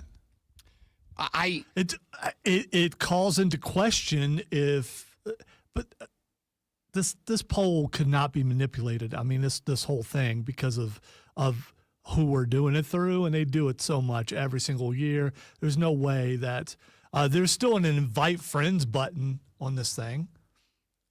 Yeah, but the brackets are locked. Like, I don't know. Here's what I'll say. So you don't think that maybe whoever this person was did their bracket and forgot to join the group? But then this morning noticed they weren't in the group and then joined the group? I can't let that be the reason. And the reason I can't let that be the reason is because in that case, what stops me from filling out 45 brackets yesterday, waiting and then going, oh, I got one 16. Because it said in the rules to join the group that you could only fill out one bracket. You didn't notice that? No. If I fill out 45 and I don't join the group, don't join, and then after day one, I just go to my best bracket and submit that to the group, right? Like, the brackets and the groups should have locked at 12:14 yesterday and ending the thing. It should have been locked. I don't think the group's locked. I think that was an assumption. So Texter says on the Hub City Spartanburgers text line, Rob, maybe you missed it and need memory pills. Can't add a bracket afternoon. No. That's not what I'm saying. What I'm saying is at 6 o'clock this morning when we started the show, because I am an overly and unhealthily committed competition junkie, The very first thing I did when we opened the show was take a look at our bracket competition leaderboard. First thing I did. And I know for a fact I got it right, because when I looked at it, there were two things I was most proud of. There was three things I was most proud of. Thing I was proud of, number one, is that at the top of the leaderboard was one of our TRBS brackets. Remember, I asked you if you submitted a bracket to put TRBS in your name so the Rob Brown Show brackets would show up on the list. And position number one had a TRBS on the back. Very happy the Armada was representing, taking the early lead off the poll. The second thing I was most proud of was that I'm tied for second. And I remember I was tied for second because the third thing that I was proud of was that not just I was tied for second after 16 games played, but that my wife was tied for second after 16 games played. I rolled up in here and I'm like, Noseball Rob Brown and Mrs. Rob Brown TRBS, both towards the top, both in the silver medal position in a tie. And I was bragging about the fact that, hey, I'm not only am I two, but I know ball so well that my ball knowing osmosis into my wife, who I did not assist in filling out a bracket, and she went 14-2 to second place. And we talked about all that. And now at 7:25 or whatever it was, I opened this segment to say, okay, new hour, new audience, let's roll it over and let's see where we are. Let's update the people. And all of the sudden, where I was T2 at 14-2 and I got this TRBS was P1 by himself at 150, all of a sudden I got this TRBS at 15-1 is in second by himself. All of a sudden, Ball Knower Rob Brown and Mrs. Rob Brown TRBS are T3 at 14-2, and out of nowhere emerges a bracket named Rob Hates Kids and Elders with a perfect 16-0 opening day. How does that happen? Even if you were, first off, you should not be allowed to join a group after the group locks, right? Like you either put a bracket into this group or you move on. You don't know if that's the case. I don't. That's what I think the case is. But see, that would be, again. So it doesn't call into question the legitimacy of the overall brackets. It's just how a group is run. It's the question of, and I'm gonna see the thing is, Diesel and Cole are the admins of this group. I do not have access to go see what the rules are. If they set it up in a way that brackets could join the competition after the competition starts, I got a big problem with that, because that basically means that whoever filled out bracket Rob Hates Kids and Elders could have just filled out 59 brackets, picked one that was 16-0, and then submitted it after day one. You can't hijack someone else's thing and then complain about their rules. That's what you're doing. I mean, we jumped into their thing, and now you're complaining about what their rules are. Yeah, but it'd be like entering a race at the marathon at the last minute. You find out that one person's allowed to drive a car.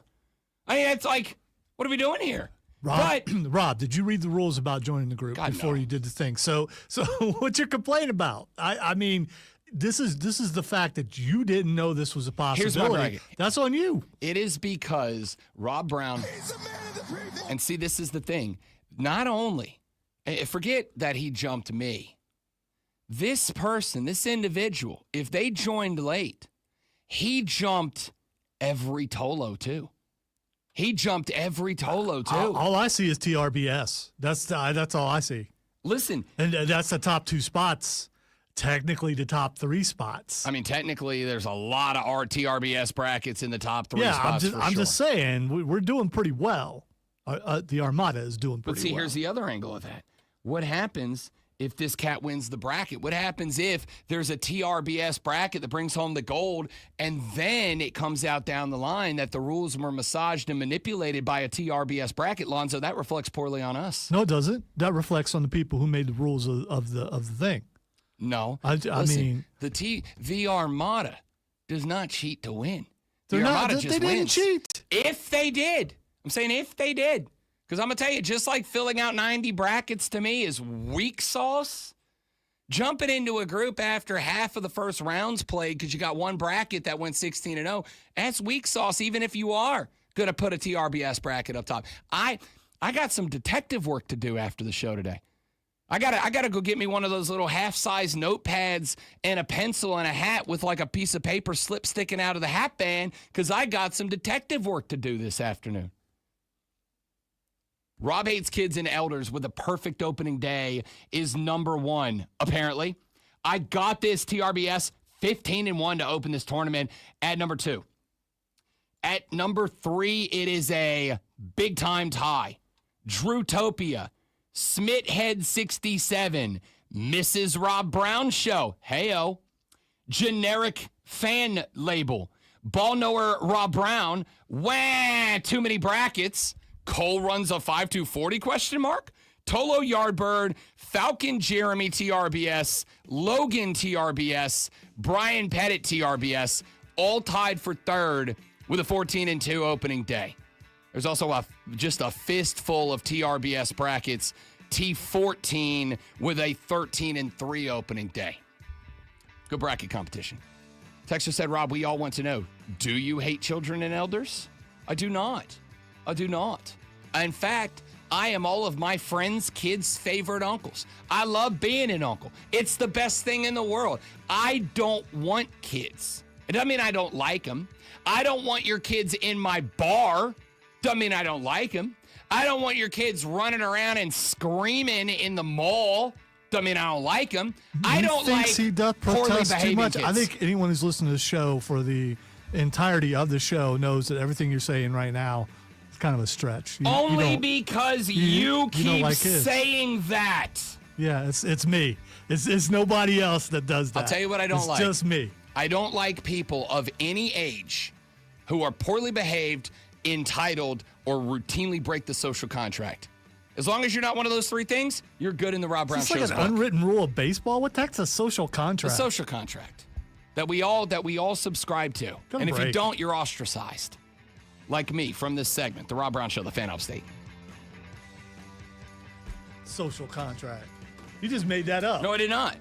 The social contract is a long-standing philosophical concept. For instance, the social contract is you don't go outside and just like throw your trash all over the place. Granted, a lot of the social contract is enshrined in law. That's an actual law. That's not a social contract. This thing is supposedly sounds unwritten. That part is written. No, the social contract's a real thing. Okay. Give me 30 seconds. I'll be right back.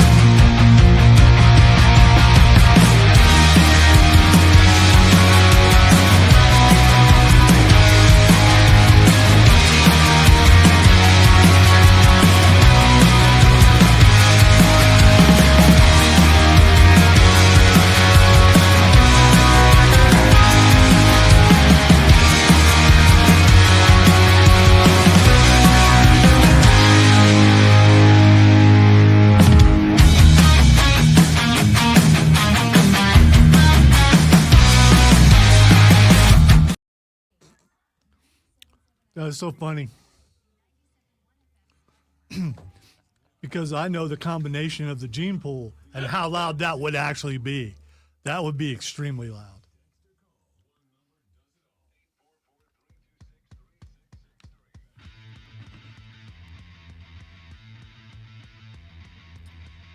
Donovan checks in on our live stream, facebook.com/thefanupstate, the Fan Upstate on YouTube or Twitter, The Rob Brown Show on Facebook, on YouTube, and on Twitch. Donovan says, could have been a glitch in the system and a delayed update in the overall system, or possibly somebody hacked it, playing devil's advocate.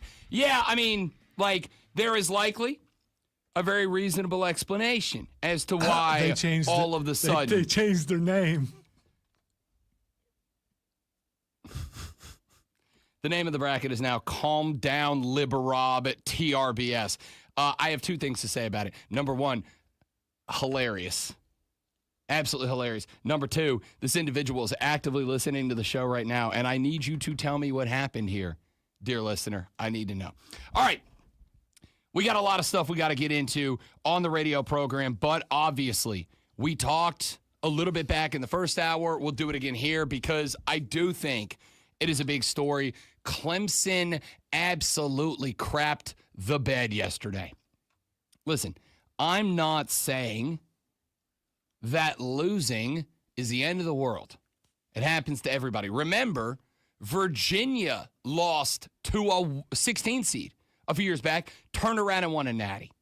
This does not mean that the program is dead in the water. It does not mean that Brad Brownell's not a good coach. There's a lot that it doesn't mean that people are trying to assign to this result. However, the way that this game went down, losing is not the end of the world. How you lost this game has me concerned. McNeese State was not playing a first half that led to a 31-13 score. That was historic. McNeese State was not playing a game in the first half that we're going to be talking about for years to come. OMG, do you remember back in 2025 when McNeese State played the greatest first half of basketball ever?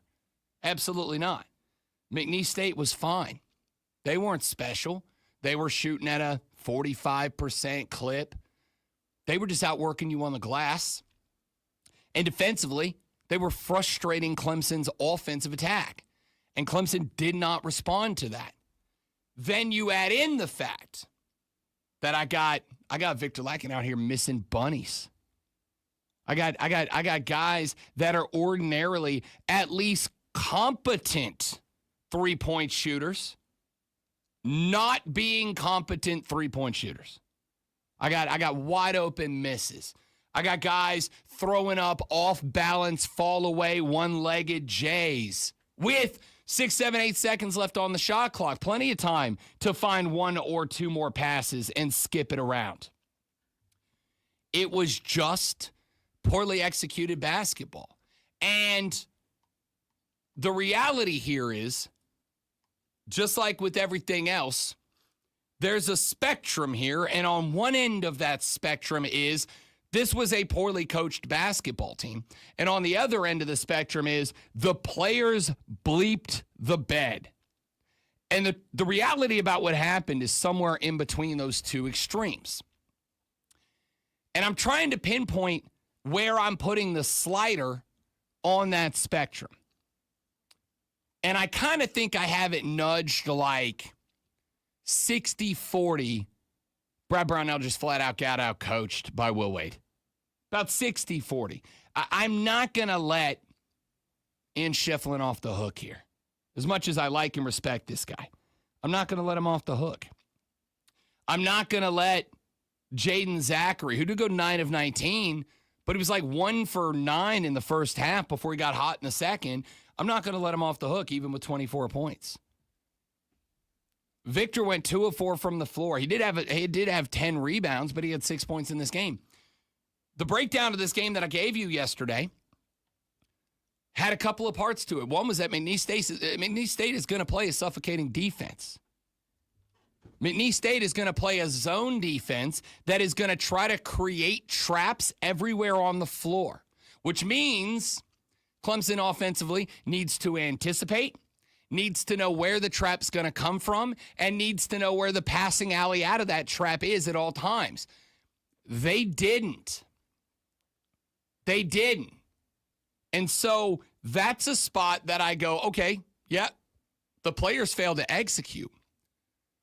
But if you know McNeese is running that zone, and again, credit to Will Wade, because there was a little bit of a adaptation to the way that they were throwing that zone at Clemson here and there.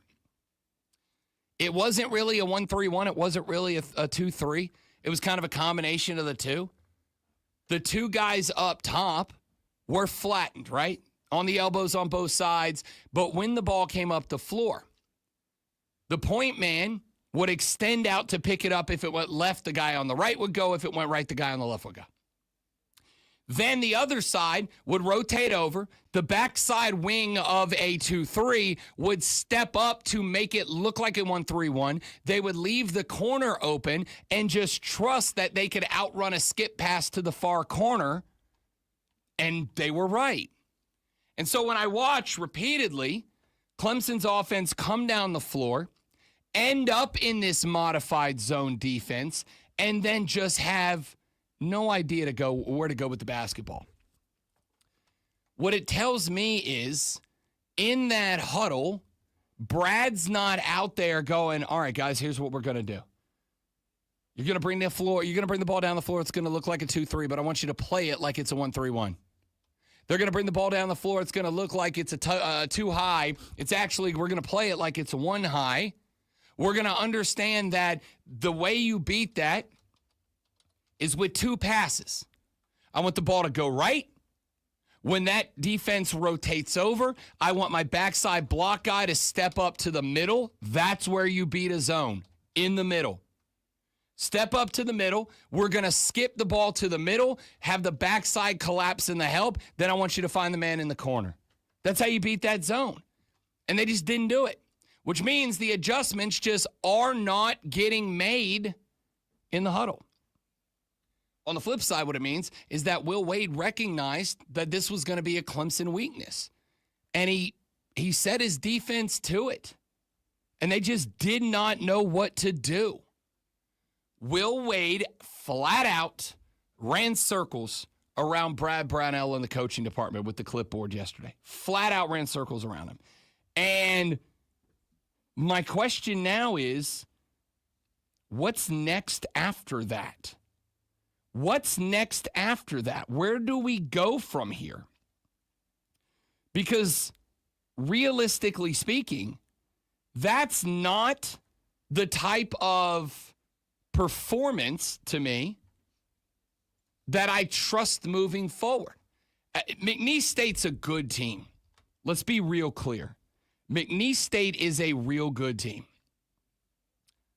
On the flip side, it's not like they were just head and shoulders better than it wasn't like they were better than Clemson. I think you had a couple of teams there that were pretty evenly matched. One of them just knew the floor better.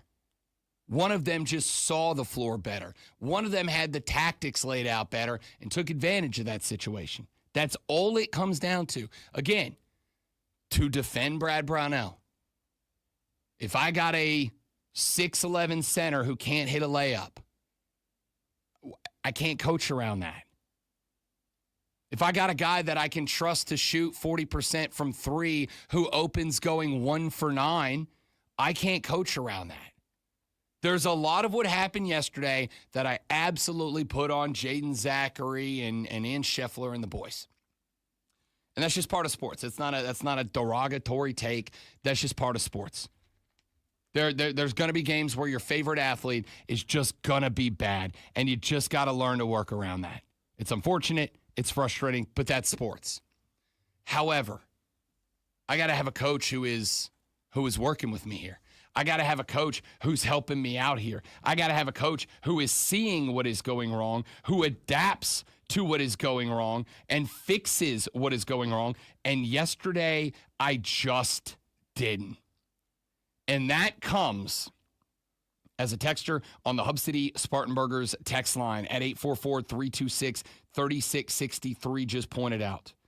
That is, to me, the most frustrating, upsetting part about that is that it comes the day after he signs a 6-year contract extension, which means that at that point, you absolutely cannot buy him out for a couple of years. You're just not going to have the money, unfortunately. So you're kind of stuck with where you are now. You're kind of stuck with where you are. You're kind of stuck in the spot you're stuck in right now. And I can't imagine that after going to the Elite Eight last year, that's not frustrating as hell. Because if that's I was out with Clemson fans yesterday watching this game in public. The first half came to its conclusion, 31-13 in the hole. And to my right was a young man who said very, very loudly, and I quote, "I am back on the Fire Brad train just like that." Just like that. That is not a spot that you can crap the bed. Losing happens. Kansas lost to Arkansas. Mizzou lost to Drake. Losing to mid-majors happens. It's going to happen to everybody. You got dog-walked like you were playing the 99 Blue Devils. It was McNeese State. And again, I spent the day yesterday saying what? Will Wade is going to have this team ready to play. Will Wade loves Clemson. He's made that very clear, which makes it all that much more of a fat exclamation point on the end of his time at McNeese State as he departs to head up the Tobacco Road to take over NC State next year. But an exclamation point on his time at McNeese would be capping it with a Clemson win. Yeah, McNeese State wants to make a run through the tournament. McNeese State is going to want to move on out of the Midwest. They're going to want to make a run. They got Purdue. I'm going to tell you right now, Purdue better be ready. Purdue's got a good 1-5 matchup, a good 1-5 tandem. They got probably the best guard in basketball this year. But their 2, 3, 4 spots are pretty average. And McNeese has got the length to take advantage of that. I don't feel as good about my Purdue pick as I did after that game yesterday. But y'all made McNeese State look like the 99 Blue Devils. And I honestly don't know what to say about it. Texter said not to mention that the other team had a lame duck head coach that's already committed to going to another program. Again, I think that one thing humans do more than anything else is that they assign their feelings to other people. I feel this way about X, and therefore everybody else, or you should, or they do feel this way about X. That's accurate. It's scientifically proven. People believe that I feel this way about a thing, and therefore you should feel this way about a thing. I'm going to tell you right now, I think Will Wade has every intention of winning a national championship at McNeese State before he leaves. I don't think Will Wade looked and went, yeah, I got my new job, I'm done. Some people, this may shock you, some people like to be successful, no matter the situation that they're in. That's why I said yesterday, Lonzo changed his pick of McNeese over Clemson. I said yesterday, if you think Will Wade doesn't want to win this game, I don't know what to tell you. This is the Uber. I want to win this game. I just want to say, as the points started dwindling, it was going to be a fun day for me today if it looked like he backed off and they came back and won. So that's the thing. And they nearly did. The last 4 minutes of that game where Clemson was down 24 and chipped away. Even when it got inside of 10, there was never a point where I'm like, McNeese State's going to lose this game. Because what I saw out of McNeese State was burning up clock, playing keep away, attacking the guys who were in foul trouble, etc. And it just felt to me like they don't care if they win it by 24 or 4. They just want to win this game. And there are times where we will allow a team to chip away at the lead if they're out of time so that we can eat up more is the right play. And that's how I felt yesterday. There was never a point, even when Clemson got it down to 8 and 6 and 4, that I was like, oh, McNeese State's going to blow this. Because at that point, there were seconds left, and doing the math in my head, I'm like, they're going to be out of time. They're gonna be down 4 with not enough time to have 2 possessions unless McNeese State just has like catastrophe and calamity, which at that point they had not done at all. So I don't know, man. You got outcoached. That's really all there is to it yesterday. I mean, you got outplayed too. Your players were far from them best selves, but you got outcoached and you never responded. All right, the Will Wade of sports flashes, Lonzo. Yo, man, that's not even No, he just won as a 12 No. Leave the room.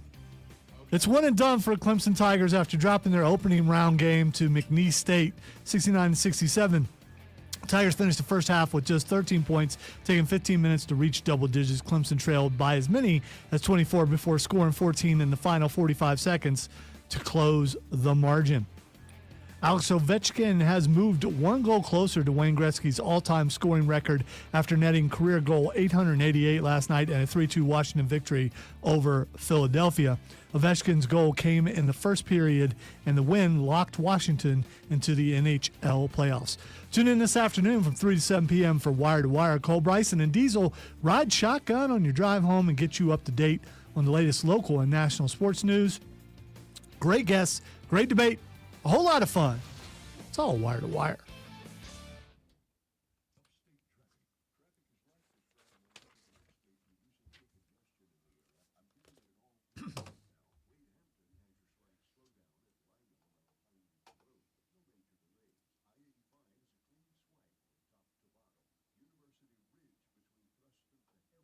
Be right back. Got to call the guests.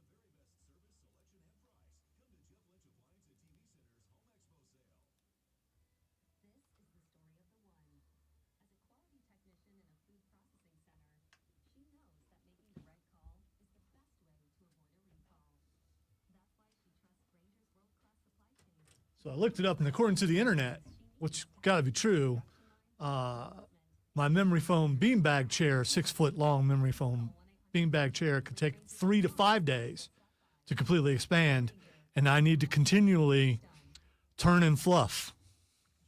Turn and fluff. Yeah, so I got to turn and fluff some when I get home. Dude, it is so big, it's hard. It's going to be hard to turn. But it has 2 handles on it, and supposedly if you shake it a bunch, it'll fluff.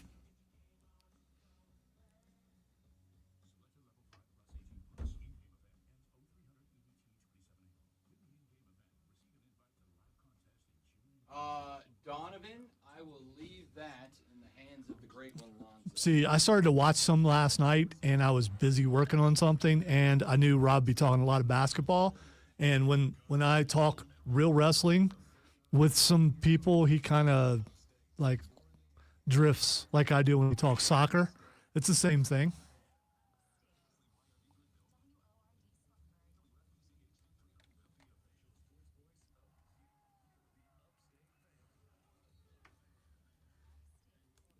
He also can't stand Kurt Angle. So, I mean, because he's an Olympic gold medalist in wrestling. He won a gold medal with a broken freaking neck.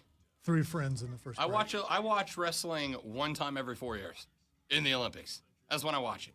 Because much like any other sport, you slap a red, white, and blue on the chest, I'll watch anything.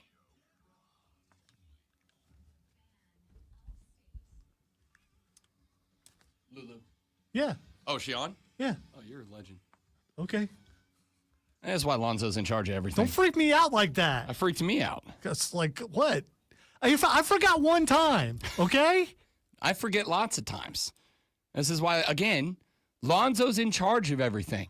Because Rob Brown stepped out of the room into the Fortress of Nerditude during the break there, and he came back, and as I went in, I was like, oh, I forgot to tell Lonzo that we got to make a phone call over to Columbia, South Carolina to welcome on one of our favorite guests. And as I threw my headphones across the room to remind him, he goes, whoa, chill out, dog. Lulu Kessen's already on the phone. You've teased it for yesterday and today. I've listened to the show. I'm just making sure. Because again, as I continue to prove, I'm kind of an idiot. It's just I've survived somehow. So you didn't look at your call screener software and see I don't pull that there's- up unless that light turns green. Oh, okay. All right. I got too much other stuff to worry about over here. I don't want to be in charge. That's too much responsibility for me. I try to avoid that. Ladies and gentlemen, we now welcome in to the radio broadcast a young lady hailing from Columbia, South Carolina, who covers the Gamecock Athletic Department for the Greenville News, the lovely Lulu Kessen, kind enough to join us here on a Friday because, Lulu, you were out shaping the future minds of America yesterday. Is that correct? That's a very nice way of putting it. Well, first, hello, and thank you for being flexible so I could speak to a journalism class on campus yesterday. Of course. Of course. Listen, they're going to be better from hearing Lulu Kessen, a young lady who took the college basketball world by storm last week with a cheese stick. Oh, yes. I'm hoping yesterday Calipari made fun of my reporter friend Anthony's haircut, and I'm hoping that takes over and makes anyone forget about mozzarella stick gate. So that doesn't linger into March Madness at all. I told Rob, I was like, did you see the cheese stick thing? He's like, no, I didn't see the cheese stick. I was like, you got to see the cheese stick thing. I thought it was awesome. How big was the cheese stick? I mean, was it a normal size cheese stick, or was this, it's just, you just grabbed it for a snack, or, I mean, because that kind of stuff's important to me.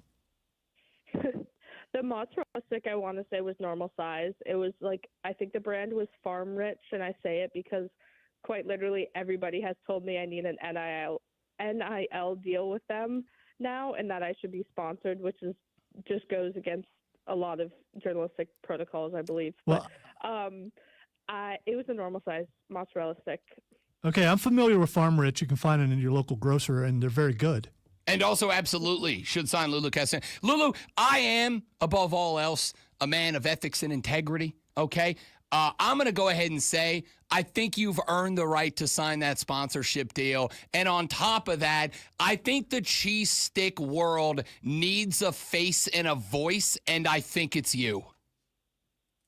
That's something that I don't think I've ever imagined would be said about me and mozzarella sticks. I don't think I've ever said it about anybody. And it's like mozzarella sticks. If we're power ranking Lulu Kessen, like the world's favorite bar foods, mozzarella sticks are way up at the top of the power rankings, to the point that I would never say that they needed a face and a voice. They speak on their own. But I got to tell you, when I was on Twitter last Thursday, Friday, whatever it was, and I'm seeing the USA Today, ESPN, Fox Sports all putting up articles about my girl Lulu Kessen and a cheese stick. I'm like, that's it, man. The brand's got a face and a name now.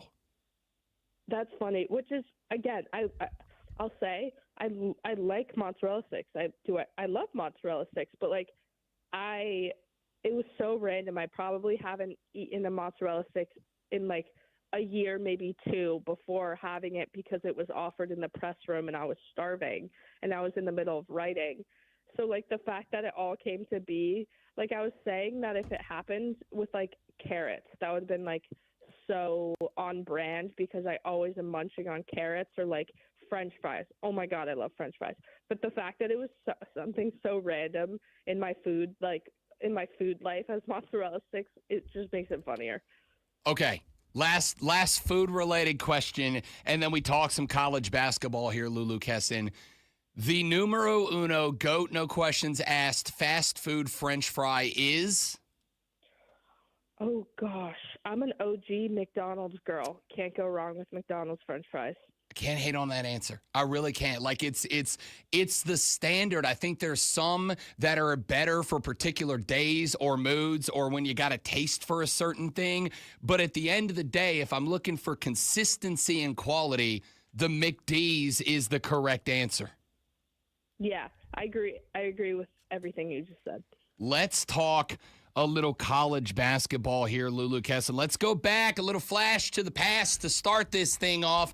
Dawn Staley and the girls win the Southeastern Conference tournament. And I think what jumped off the page to me the most was that there were back-to-back games in the semis and in the final that you're stepping up against teams that have given you problems. The Texas Longhorns had you at one point. You end up with Kim Mulkey and LSU in that rivalry. There were 4 teams in that semi, and the other 3 across from the Gamecocks as potential or actual opponents gave you some problems in the regular season, and yet the Gamecocks down the stretch kind of had a vibe reminiscent of last year of they're just clearly the better team, the best team in this conference. Talk to me about the SEC championship tournament run that Dawn Staley took the girls on. Yeah, I would agree.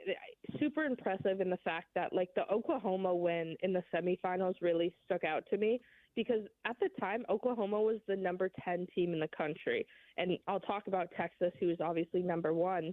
But the fact that South Carolina had practically no issue with one of the best centers in the country, one of the best offenses in college basketball, like, it amazed me how in less than 24 hours of prep, they proved, yeah, we are the better team, and it doesn't matter. You know, anything can happen in these tournaments. And I do think I don't think Oklahoma, played an uncharacteristically bad game. Like, both times against South Carolina, they won by huge numbers. The first time it was by 40. I don't remember the final score, but it was maybe by 20 in the SEC tournament. So, again, that's the number 10 team in the country. Like, in March, you should be playing your best basketball, and I think South Carolina showed a lot of March basketball in that game. And then, obviously, taking care of Texas like they did. I mean, Madison Booker didn't even score. You know, an All-American, one of the best players in college basketball, didn't score until 1 minute till halftime. Overall, against South Carolina, I think she finished, 9 of 47 from the field in the 3 games. Like, even though Texas won one of the 3 games, South Carolina clearly showed they can defend a really, really talented scorer. And I think that going into March when they don't know who they're going to play, but they could potentially face, a team with one dominant scorer, that's huge to already have proven that it can do successfully. I am a subscriber to the Mike Krzyzewski philosophy, and I think it applies to both men's and women's college basketball, Lulu Kessin, that the teams that make runs, yeah, they may be an offensively explosive team, but the team that makes the runs are the teams that play the grittiest defense, that own the glass, and that talk, that communicate with each other. Clemson men's team failed at all 3 of those things yesterday. They get beat by a 12 seed. When I watched the games that wrapped up this tournament for South Carolina, I saw a team that, to me from a distance, kind of fulfilled that Mike Krzyzewski prophecy of own the glass, play good defense. They held Texas to less than 30% from the floor while they shot up over 43% or whatever. And on top of that, it just looked like the team that had the chemistry you expect out of the Gamecocks. And there were some spots in the regular season where it felt like that was lacking a little bit. Exactly. And I do think that South Carolina, in the chemistry and communication on offense, I think was something that I could point to and say was off or lacking at some point in the season. And I think that at some point they made an effort to be better at that. And I think that's made a huge difference. And especially after the UConn loss, looking at how they've been just more dominant and assertive on offense, and especially in the starters, that is kind of them getting back to their old ways in South Carolina basketball. And then when you ask any of the players, like, oh, you could win a historic third national title in your college career. Oh, you won as a freshman. Could you win as a sophomore? Like, all of their answers, and yeah, of course, a little bit is just like, oh, what they say, like classic PR answers, but it is kind of the central theme of, we just want to play South Carolina basketball. We know what South Carolina basketball is. We know how to succeed. And I think Dawn Staley's teams know that it just requires heightened effort in March. It doesn't require a new brand of basketball that they have to somehow rediscover. It's all within themselves. It's just kind of how much are they willing to give. Lulu Kessing covers the South Carolina Gamecock Athletic Department for the Greenville News. Ordinarily joins us on Thursdays at 8 o'clock, but as she was out molding the bright minds of future America, she joins us here on a Friday. Looking ahead at the tournament itself, and we'll take a look first at their opening opponent, Tennessee Tech, the Golden Eagles. This team is 26-5. They were 20-1 in conference play in the Ohio Valley Conference this year. Give us, if you don't mind, your quick thought. It's kind of, I think South Carolina's favored by like 42.5 points in this one. It should be a nice little tune-up game. So what do you expect to see the girls working on tomorrow to get ready to rock and roll for round 2 and 3? So it should. I will say Tennessee Tech has won 17 straight games, which I just find crazy. Like South Carolina, obviously, I think their longest win streak this year was 14, but I could be totally wrong because it also could have been 17. But also the Golden Eagles, they shoot a lot of threes, which is something that South Carolina hasn't always defended well in the past. So I think it's a good first game where if South Carolina does jump out to a huge lead at some point, it's good practice for whoever Dawn plays, yes, but also for her main core to be good at defending a strong three-point shooting team, because you're going to face more of that as you kind of make a deep run in March, and especially in transition, that's sort of been an Achilles heel for the Gamecocks. So it's a good first-round matchup for sure. Now let's look down the rest of this bracket, Lulu Kessing. You're looking at the winner of the 8-9 matchup between Utah and Indiana in round number 2. Further down the bracket, there's an Alabama team that I think would love to rep the SEC out of this bracket. There's a respectable Maryland team, West Virginia. North Carolina is hanging down there. Duke ends up down there in the 2 seed out here in the Birmingham bracket. Talk to me a little bit about what the rest of this run you think would shape up like if South Carolina was able to become a Final Four team again. Yeah, well, my one bold March Madness take on the women's side so far, or at least for the Birmingham region, is that I think Norfolk State can beat Maryland. Maryland's super injured right now, and the Spartans are a really, really talented team. So I'm curious to see how that game shapes out. But an advantage right off the bat looking at South Carolina's potential matchups is how many teams they've played. They've played Duke already. They've played Alabama already. They've played Michigan already.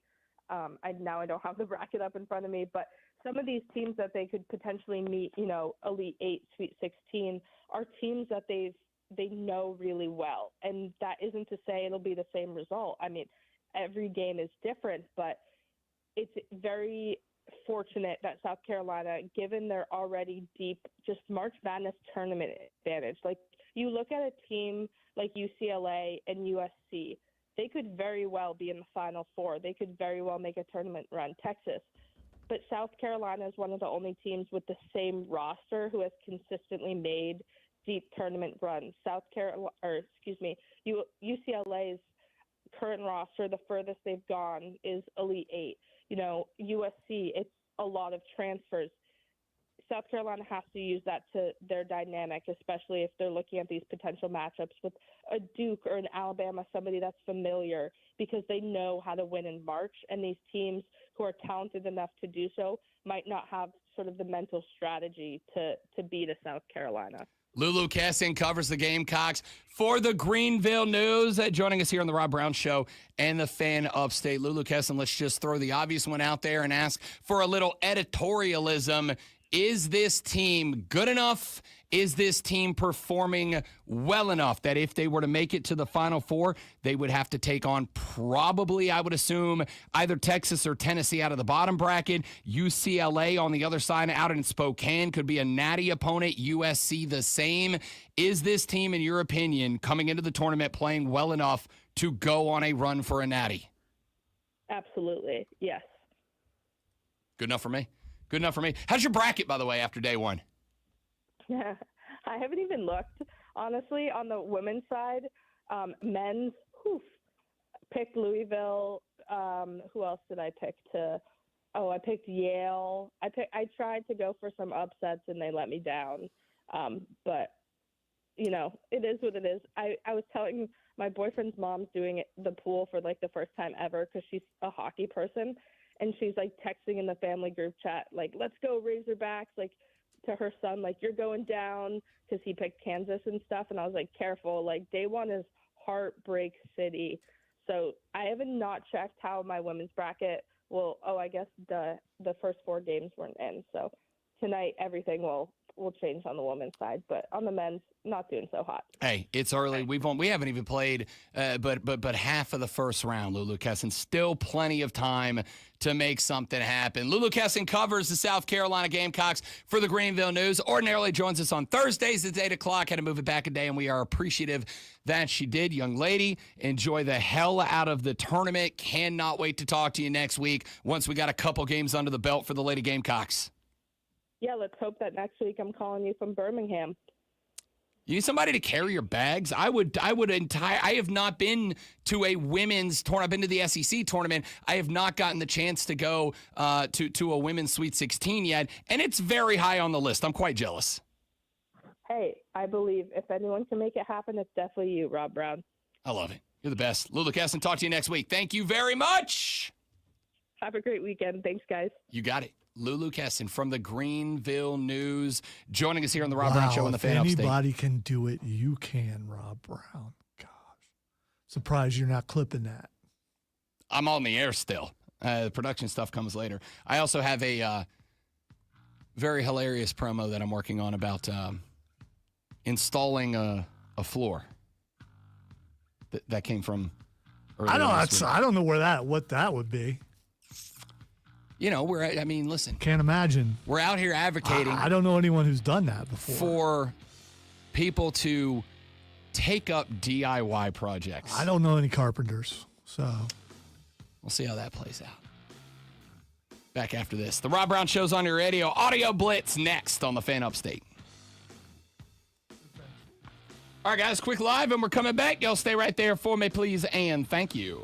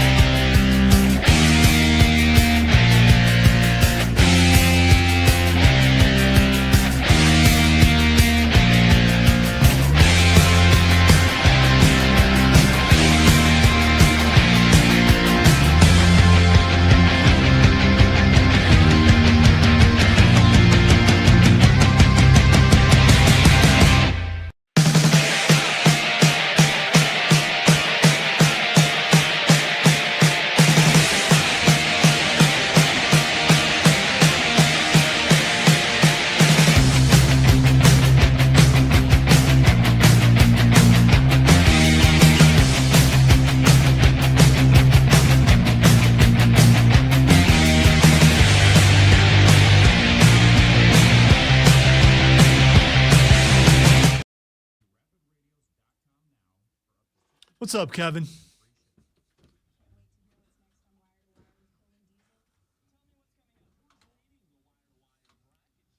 Not you.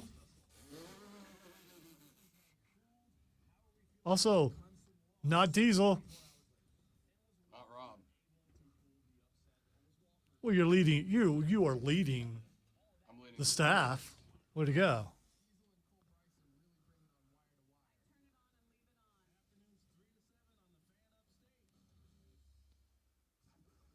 All I know is a blonde bimbo is not last.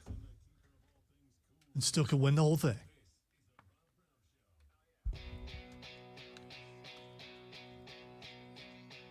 Thank you very much, as always, to Lulu Keston for joining the show this AM and talking a little shooty hoops with us.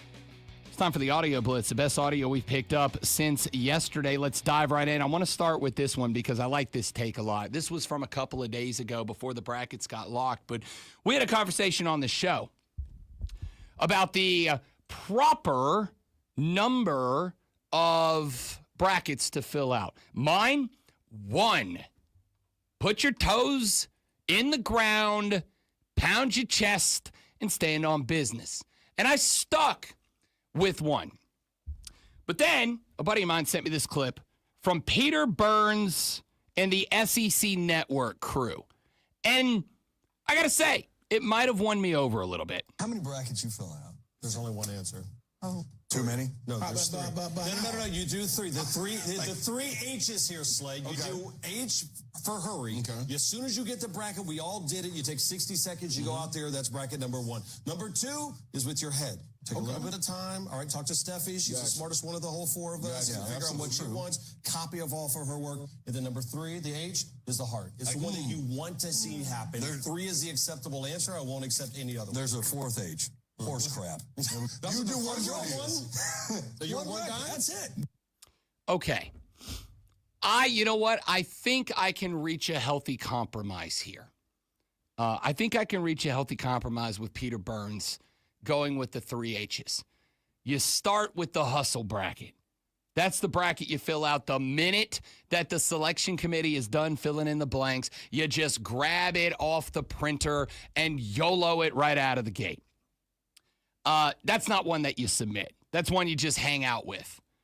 There's bracket number 2, which is the heart bracket.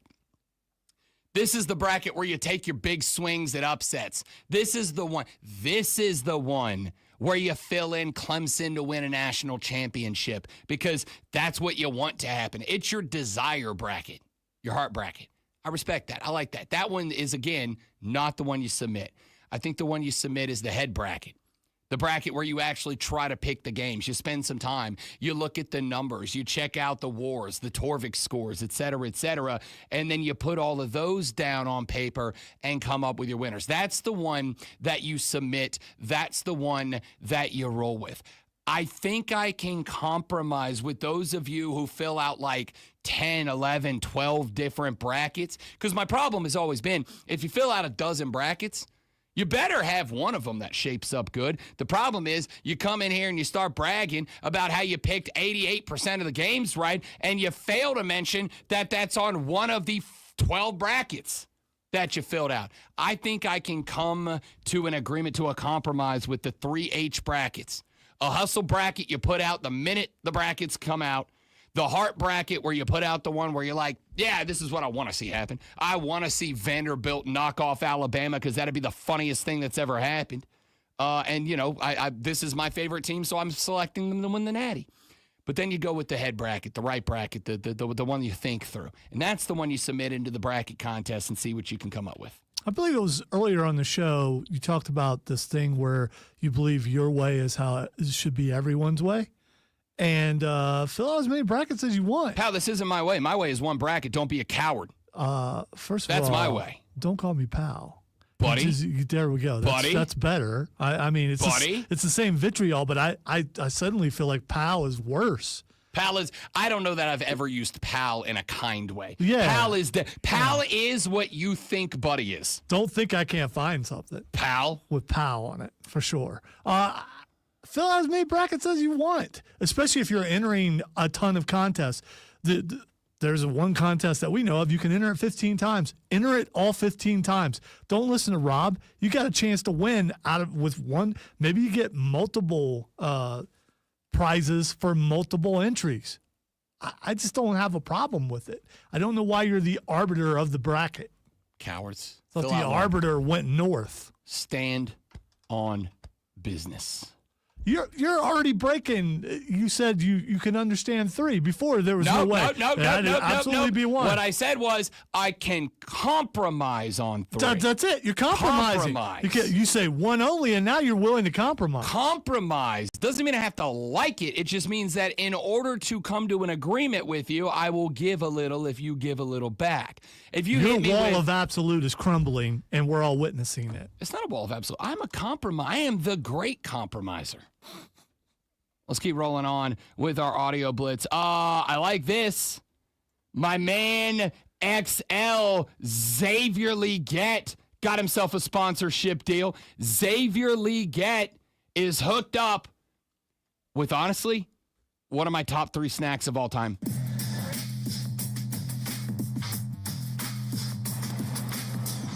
This here might be better than raccoon on Thanksgiving, man. It's lava time, baby. It's lava time, baby. It is lava time, baby. Oh, yeah. It was lava time, baby. Now, the words that Xavier Leggett continued to repeat there is, I am happy to continue serving in my role as official Xavier Leggett translator for the Carolinas. He repeatedly says the words, it's lava time, baby. It is lava time, baby. And the reason that he keeps saying it's lava time, baby, is because XL just picked up a sponsorship with Reese's Cups. And no, it's lava cups, man. I'm not done there yet. All right. With Reese's Cups, specifically a Reese's Cup that I actually stopped at a gas station and got yesterday. Oh, so you've tried it? Yeah, dude, it's delicious. The lava cup is a Reese's cup, but underneath of the peanut butter, there is a layer of soft, gooey chocolate that goes underneath. It's because the regular milk chocolate of the Reese's cup that contains the peanut butter, it works perfectly with the peanut butter. That is why Reese's Cups have always been power ranked inside the top 3 Rob Brown gas station snacks. Plus, you can buy a king size with 8 of them in there. You can buy the Monster Solo, or you can just get one Reese's Cup. Like, it's perfect. It's adaptable. If I just want a little snack, you get a little snack. If I'm being a fat son of a piece of lard, I buy the 8-pack and I go ham. But XL, my man knows snacks, because that lava cup with the little gooey chocolate in the bottom, it gives just that, because I love chocolate and peanut butter, but I'm a chocolate guy at heart. It gives just a little bit more, and it's that like rich, dark chocolate. Mwah. All right, so I was curious because it is peanut butter egg season if they make the lava peanut butter egg, and it looks like they do. It is lava time, baby. Love this guy. It is lava time, baby.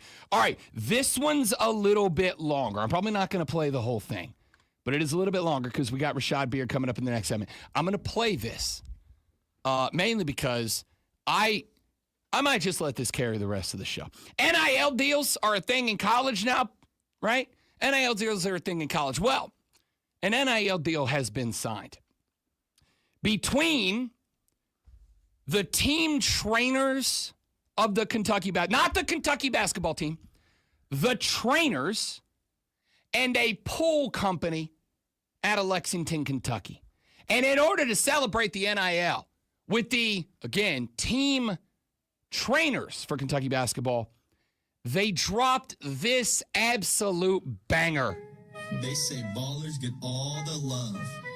But since our first hit, ain't nobody pulling numbers like the Water Boys. Stay hydrated, ladies. We're back.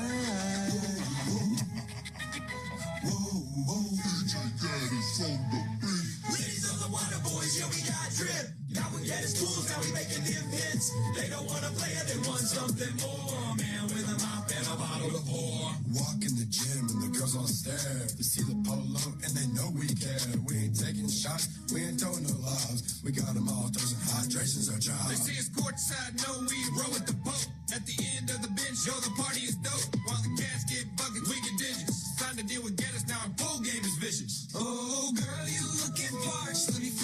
cup and win your heart. No cramps, no stress, let me keep you right. Baby, I got Fiji on ice.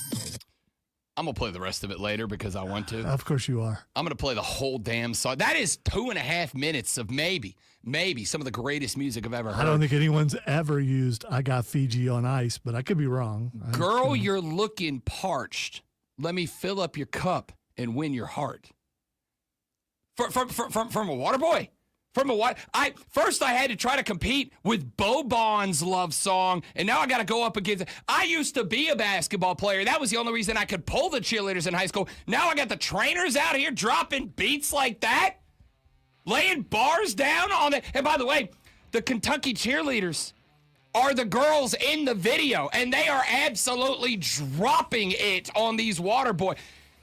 After all the years. Excuse me, as an older gentleman here, what do you mean by dropping it? I mean, the girls are dropping it. I don't know what that is. What is it? Oh, bless your heart, poor sweet Lonzo. Bless your heart. Rashad Beard, call me Grandpa, host of the Panther Nation podcast, joins Pappy and I in the next segment. We'll get his thoughts on what, I don't know if that's going to be like winning any Grammys next year, but it should.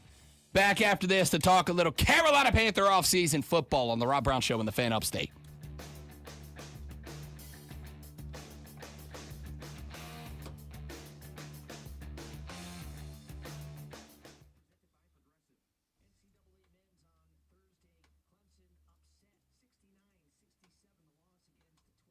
Rashad Beard, if you're telling me that you weren't feeling the bars in your soul, I'm calling you a liar. Finally, after 100 years of being mocked, the Water Boys have caught up. It was all right, man. It was all right. Girl, you're looking parched. Let me fill your cup and win your heart. Shout out to the Water Boys, man. The trainers is getting love. It's good to see them get love, man. I don't know if you how much basketball. Have you seen this trainer from McNeese State? I have. That comes I saw out him. with a team. Yeah, I saw him. When he turned the corner coming out of the locker room yesterday with a Buffalo Wild Wings branded beatbox hanging on a Flava Flav chain, I was like, Clemson's cooked. They can't beat this. They're cooked. They're done. Yeah, man, that was a rough game for Clemson. They tried to make it close, but geez, that was ugly. That was one of the worst first halves of college basketball I've ever watched out of a big league team. That was bad. I'm embarrassed for the ACC, man. We got to do better. Buddy, the ACC this year, Louisville getting hammered in round one. Like the whole conference is just pinned on Duke right now. Yeah, I think Carolina's going to excuse me. I'm going to stop talking South Carolina. UNC is going to make a nice little run here. I think they'll make it to the Sweet 16. I've got them. I think I've got them winning round one because when you tell a group of top-notch athletes for 6 days they can't do it and they don't belong here, you're usually going to get some extra gas out of them. Yeah. The problem is Ole Miss is big and physical and is going to beat the crap out of them. They're going to be sore in round two. We'll see. I might be think overthinking it. Yeah, I think if they can get to the second round, I think they'll get past Iowa State because Iowa State's a little banged up. So I can see them beating Iowa State. We'll see.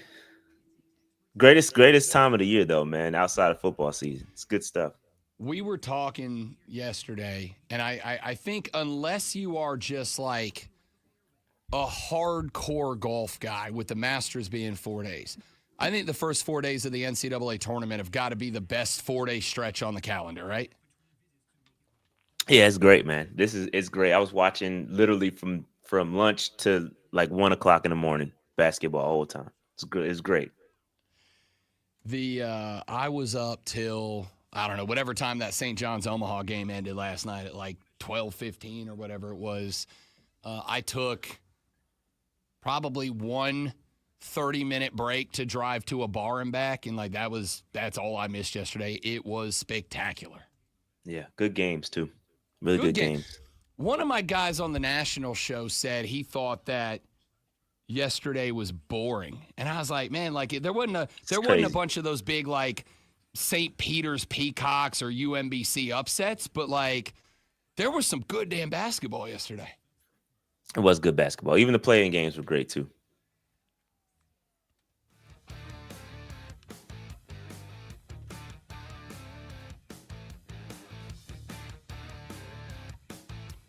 Rob Brown, the great one, Lonzo, just a couple of...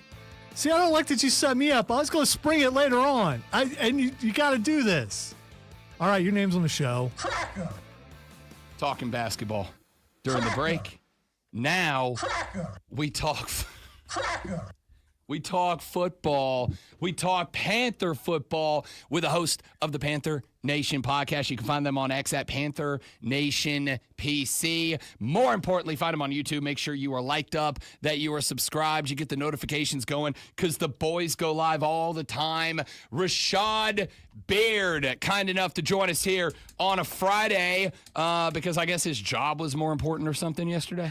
Yeah, first of all, I do want to apologize to the audience for those, if there are any, that were expecting me yesterday. I had to get some work done, so I missed my call time yesterday. So I do apologize for that. What do you mean?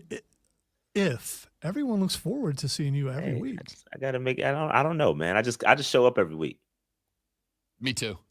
Rashad Beard, host of the Panther Nation podcast, joining us here on the Rob Brown Show and the Fan Upstate. Let's just start with the open end, bud. Since the last time that we got together and talked a little Panther pigskin, is it the J.C. Horn extension? Is it the Rico Dowdle signing? What was the thing that made you look and go, all right?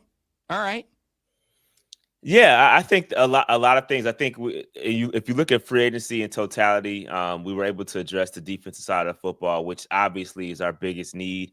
I think they did a good job. If you look at the actual contracts themselves, I think they're well structured, pushing money into the future and not taking the burden of the contracts on in 2025, giving us a little bit of wiggle room to kind of play around. So I think Dan Morgan, they did a great job. The whole entire front office, they pivoted. Obviously not getting Milton Williams, and they were still able to do a lot of damage in free agency. So I like Rico. I think that's an excellent pickup because you don't know what you're going to do with Jonathan Brooks. We're all going to assume that he's going to miss the season, but you still pack a 1-2 punch with Hubbard and Rico. I think that's a great pickup. You don't know what you're going to get from either one of them when they're on the field. They're both capable of catching the football. They're both powerful runners. So I love that pickup. JC, and JC is JC, man. I'm happy for JC for getting his bag. So just a well-rounded, free agency period. The extension for JC Horn, making him for, I believe, 7 minutes, the highest paid DB in the NFL, I thought was a move. Like, the only question about JC Horn, obviously, is will he be able to stay healthy and on the field? I made the point that I think there have been some games at the end of years, the last couple of years that JC sat out, that probably could have gone, but sat out mainly because you guys are out of the equation at that point. There's really no point in taking that risk. Let him keep resting up and getting better, whatever. I think JC Horn is absolutely a top, let's say, 6 cornerback in the National Football League, maybe better than that. Getting that extension done, and I think I said this to you like 3 or 4 weeks ago, getting that extension done felt like priority number 1 to me because cornerbacks are not a dime a dozen in the NFL. And when you stumble on one like this kid, I want him locked up. The fact that you got that done and then signed Rico to shore up the backfield and on a $3 million deal after the man crossed 1,000 yards in Dallas last year, like, Dan Morgan's having himself a week, pal. Yeah, he's doing a good job. I think he's structuring everything well. And I agree with everything you said about JC. I know some are frustrated with his inability to stay on the field, but I think he proved that he could stay healthy last year, playing the majority of the games, like you said, and only sitting when basically the season was out of reach for the Carolina Panthers and kind of, hey, I'm getting ready to sign this deal, man. I don't need to risk my body. So I respect that. And, I think that's an excellent decision on his part and a good business move. So never gonna criticize a player for protecting themselves from injury, especially when you're going to get a big deal and there's nothing to play for. So shout out to JC Horn and Rico. Yeah, man, I did not expect that. I'm gonna be honest. I was not expecting Rico. First of all, I didn't even know he was available, to be honest with you. I didn't even know the Cowboys were going to let him go, even though he just, like you said, had 1,000-yard season last year. But I was surprised that happened. I was surprised we got Rico, and for the amount we did, the running back market, unless you're, Saquon or Christian McCaffrey, is really low. So, I'm not surprised for the amount, but I am surprised that the player himself was available. So I think we swapped running backs. I think Miles Sanders went to the Cowboys. So have fun with that over there. And we'll gladly take Rico. We'll gladly take Rico. Breaking news. General Manager Jerry Jones does dumb thing video at 11. Incredible. Yeah. Rashad Beard joining us here on the Rob Brown Show and the Fan Upstate. We actually are scheduled. We were supposed to have Rico on the show yesterday. Had to pass it. We're going to have him on Monday. Probably record it and play back after. But I've listened to some audio from his time down in Dallas. Guy's former Gamecock. He's from right up the road in Asheville, North Carolina. Like, you kind of get the vibe that the opportunity to play in the Carolinas and prove that he's that guy was there. I listened to an interview yesterday from J.C. Horn after he signed his extension. They asked him, talk to me about the locker room. And it's not just that he goes, I'm optimistic, I got high hopes. Man, I felt that in my chest. I'm like, this dude's being genuine. He's all in right now. Rashad Beard, I hate to talk intangibles because I don't know what they translate to on a football field, but this feels like a football team that feels like a football team. You know what I mean? Yeah, we're getting there, man. One season, one game at a time. A shout out to Bryce, man. He's at the Hornets game the other day and got a standing ovation. So you can tell. I mean, I got to be honest with you, Rob, man. I'm going to Walmart and I'm going just out. I'm out and about, and I'm just seeing a lot of Panthers gear. It's just the off season, so I can tell you that the energy in Charlotte is a little bit palpable for the Carolina Panthers. I think we're all excited. We closed the season on a high note. Beating the Atlanta Falcons, and I think the energy is kind of spilling over. I mean, I don't see this much Panthers paraphernalia during the season. Now I've seen it. I'm going to Walmart and seeing it all over the place. So I think everybody's feeling it, and I'm excited, man. I just think hopefully we can capitalize. We still have some holes to fill. I think we still need a wide receiver, still need a safety, still need another edge rusher, but I think we're heading in the right direction, and that's really all we're asking for is just to go the right direction and not be stagnant. So I feel good about it. I was on social media yesterday, and Jared Feinberg, who covers the Panthers for Panthers Wire and SI and some other outlets, he had a tweet up that said, I think the Panthers internally are higher on Xavier Legette than most of the rest of the league, and that's why I don't think they've made a move at wide receiver. There's one of two options, which is either A, he's right, or B, you guys are angling for a receiver in the draft to build a very young core between him, Jalen Coker, and whoever you end up drafting. Are you leaning one direction or the other? Yeah, for me, I think you need to continue to add weapons. I like Xavier Legette. I think he has some potential. I don't think he's a finished product by any means. And so I think he deserves he needs to earn the right to continue to develop. But at the same time, I'm not resting on my laurels. For me, I need to go out there and get a true wide receiver one. And I don't think even in XL's at his best, I think he's probably a good two. Just being honest. But I think we need to go out there and get a true dog, somebody that you need to account for. I think Coker has that capability potentially, but I think he needs to develop as well. But I'm not resting on it. I'm not gonna just wait around. I'm gonna continue to draft. I'm not saying we need to draft a wide receiver at 8. I love Tet. I like Matthew Golden. There's a couple of guys that I like, but I also like some guys a little bit later. And the league has done nothing but tell you that you can get a wide receiver one later in the draft, right? You can get a wide receiver one in the 3rd, 2nd, 4th round. You can get they exist. And I think that Canales is a guy that can develop a guy into being a true wide receiver one. And maybe it is XL. Maybe it is Coker. But I think we need to find another dynamic guy, i.e. one of my favorite guys in the draft is Jalen Royals. Jalen Royals from Utah State. This kid is nasty. And I think if you get a kid like him who is a speed guy who can run routes and get open, we don't have that type of receiver on the roster. I think we need a little bit of, a different type of skill set in that room. And I think that's what this receiver room is missing. So I'm going out there and I'm trying to draft another wide receiver. I want to flip to defense, but before we do, got to talk offensive line. One of the things that I think the best teams in the leagues do, and I'm talking about Philadelphia, Kansas City, et cetera, even if the offensive line on paper ain't super high quality, consistency matters a lot, Rashad Beard, because I think it's even if it's not a great line, if your quarterback starts to find out, okay, this is the weak point, they can kind of play to that a little bit, make it a life a little bit easier.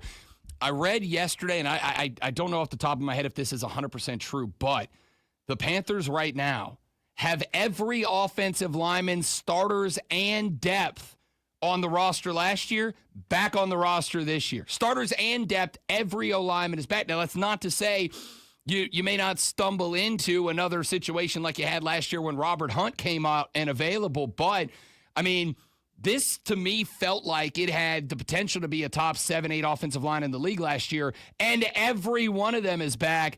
I think there needs to be some flowers in the mail to Dan Morgan for that. Yeah, that's huge. I think chemistry, continuity are things that we have not seen in the Carolinas for a long time. So to bring back the same offensive line, shout out to the Panther Nation research team because I think they discovered that the last time we had the second with the same offensive line in back-to-back seasons was our Super Bowl year and the year after that. So 2015, 2016. So shout out to the PNP research team that discovered that. But we need that continuity, right? We need to be able to build on that. And I think that's huge. It's huge for Bryce Young. It's huge for the offensive line because, like you said, they know what their tendencies are. They know where they're going to be. And I think it's going to do nothing but breed success for the Carolina Panthers and Bryce Young. So I think it's good for everybody. And you're right. Dan Morgan does deserve a lot of credit for that. My biggest takeaway from that answer is that Rashad Beard's got the pod doing well enough that he's got a research team.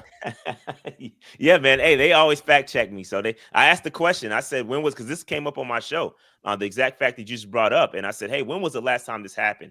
And we had to do some digging, and they found out that it was 2015, 2016, and going back to 2008 and 2009, I believe, was last time before that. So those were good seasons for the Carolina Panthers. So all good things. Rashad Beard, host of the Panther Nation podcast, joining us here on the Rob Brown Show and the Fan Upstate, talking a little off-season football. Got another minute or two, Rashad Beard. I know we're kind of at this point. It's all done, but waiting the next 40 whatever days it is until the NFL draft. Have you switched up your feelings on the pick? Are you looking at maybe the trade? Because I've heard an increasing number of Panther personalities starting to talk trade back. And I'm not saying that's right or wrong. Yeah. Have you joined them, or is there a guy you think's available at 9 that you're like, regardless of the offer, that's the guy we got to go get? Yeah, I think there's a couple of guys that if they're there at 8, I think the Panthers will take. But I don't know. Mason Graham is one of those guys. I think Mason Graham falls to 8. I think they're going to take him.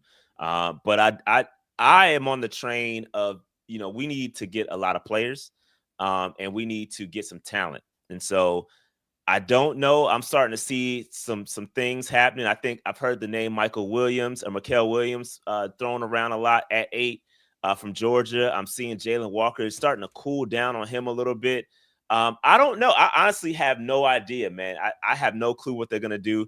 In a trade back scenario, I could see them taking Nick Emmanwori from South Carolina, another South Carolina Gamecock. Just add those to the list. We got like the whole roster, but I think about 40% of the roster is South Carolina guys at this point.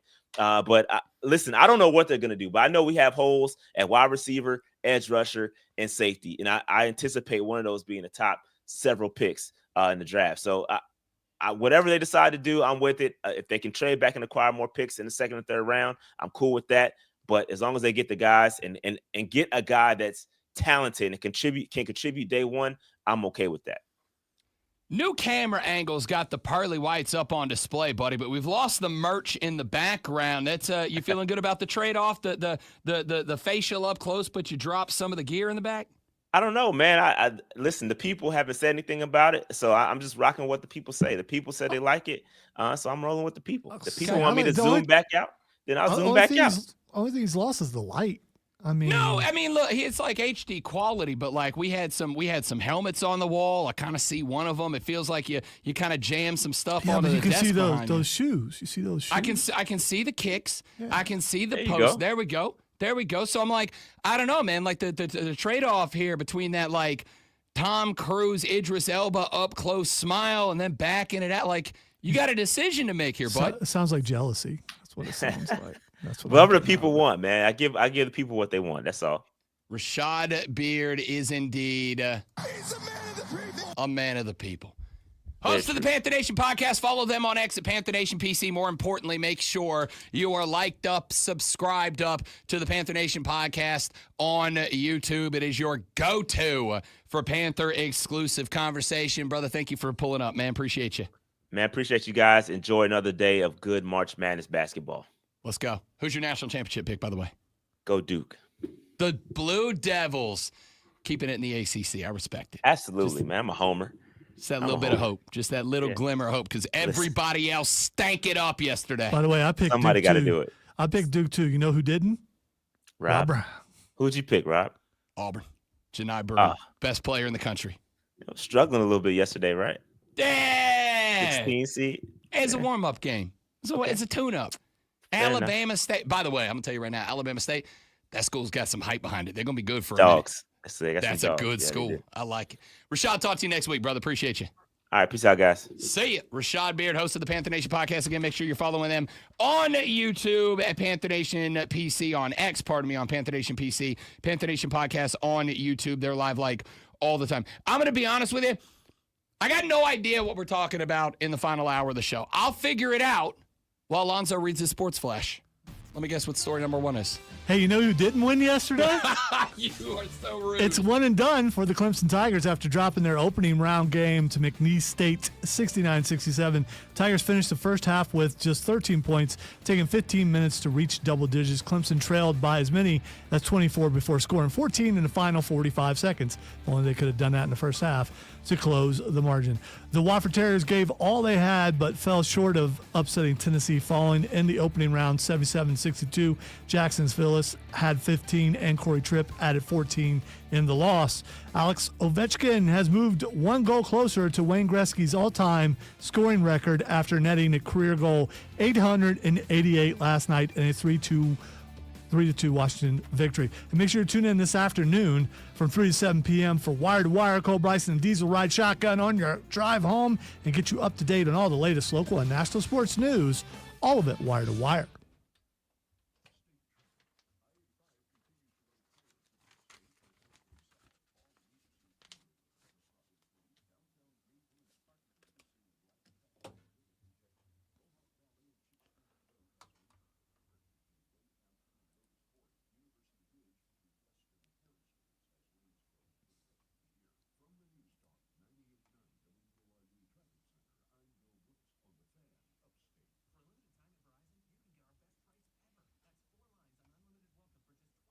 Who are you? I am Steve. In this world, anything you can imagine is possible. Oh my gosh, I'm so sorry. A Minecraft movie, rated PG.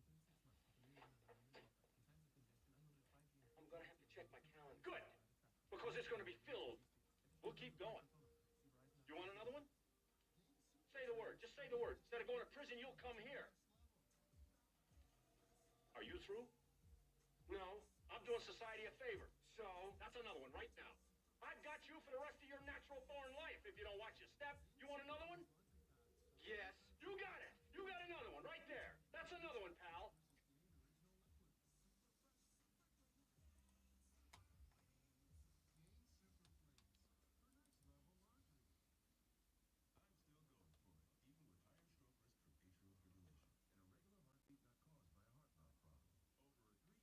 Come on.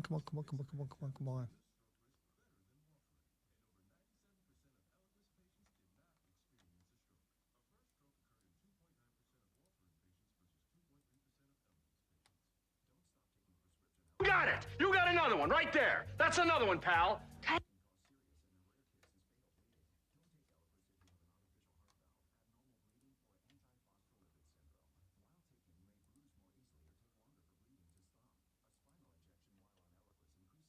That's another one, pal.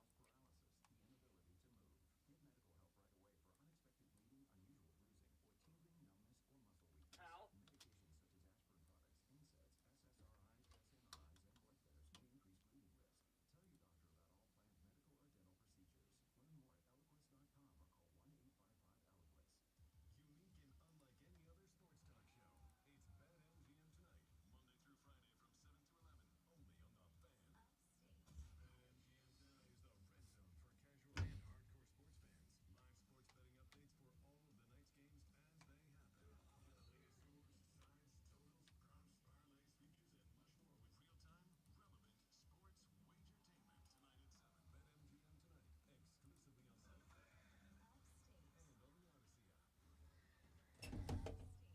Three friends, first break.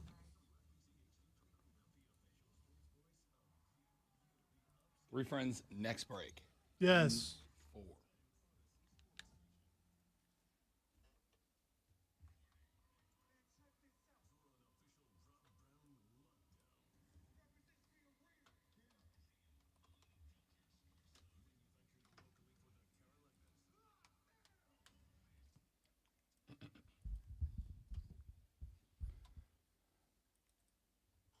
It is lava time, baby. I don't know how I'm going to get "It Is Lava Time, Baby" over, but I'm going to help my man XL get "It Is Lava Time, Baby" over. I don't know if we're going to have to get t-shirts made.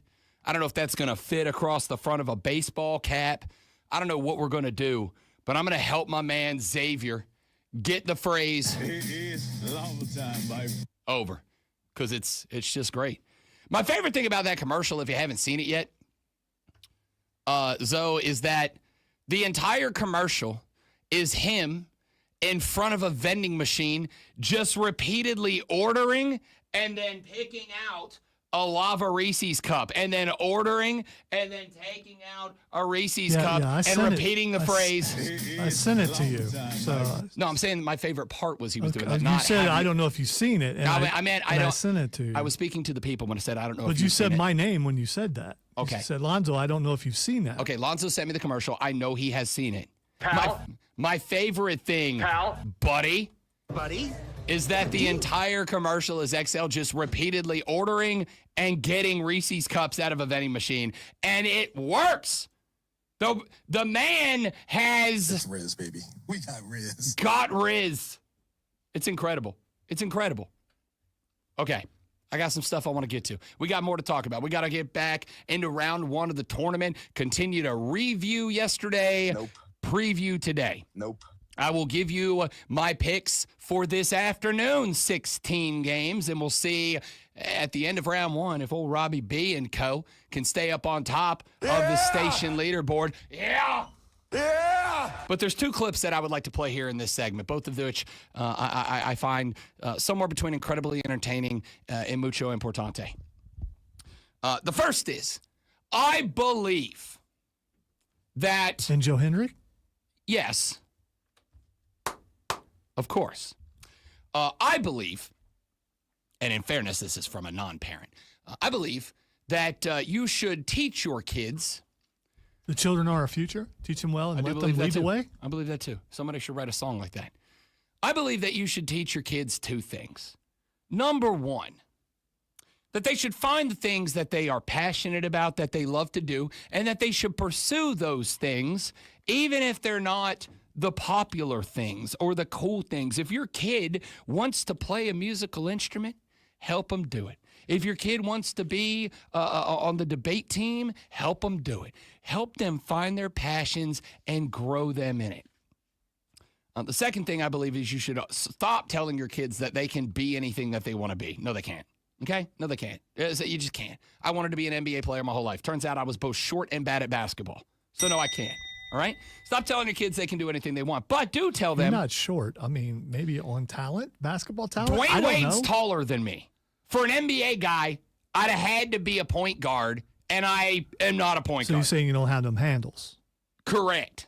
I'm saying you give me the ball on the block, I will back down anybody. But you put me up top and need me to get a crossover move, it's just not in the bag. All right?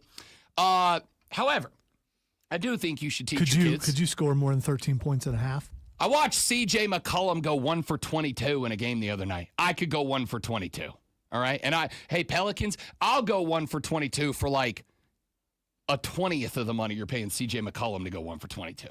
Anyway, tell your kids to follow their passion. And hey, some of you might raise a kid that goes, you know what? I love basketball. I want to be around basketball, but I don't really have the skills, so I want to do something else. And they might become Amir Khan, the trainer for McNeese State, who has become the phenomenon of this NCAA tournament. This kid came out of the locker room yesterday, leading the manager, leading the Cowboys out to the hardwood to take on number 5 Clemson. While I whip this out. carrying on a Flava Flav chain a Buffalo Wild Wings branded beatbox that was playing, and the boys were popping after the game was over. Oh, and by the way, the cheerleaders for McNeese State all had socks on that were just pictures of this kid's face. The cheerleaders love this guy. Don't you feel, wonder, is this guy a joke that everyone's in on? Or is he, I believe.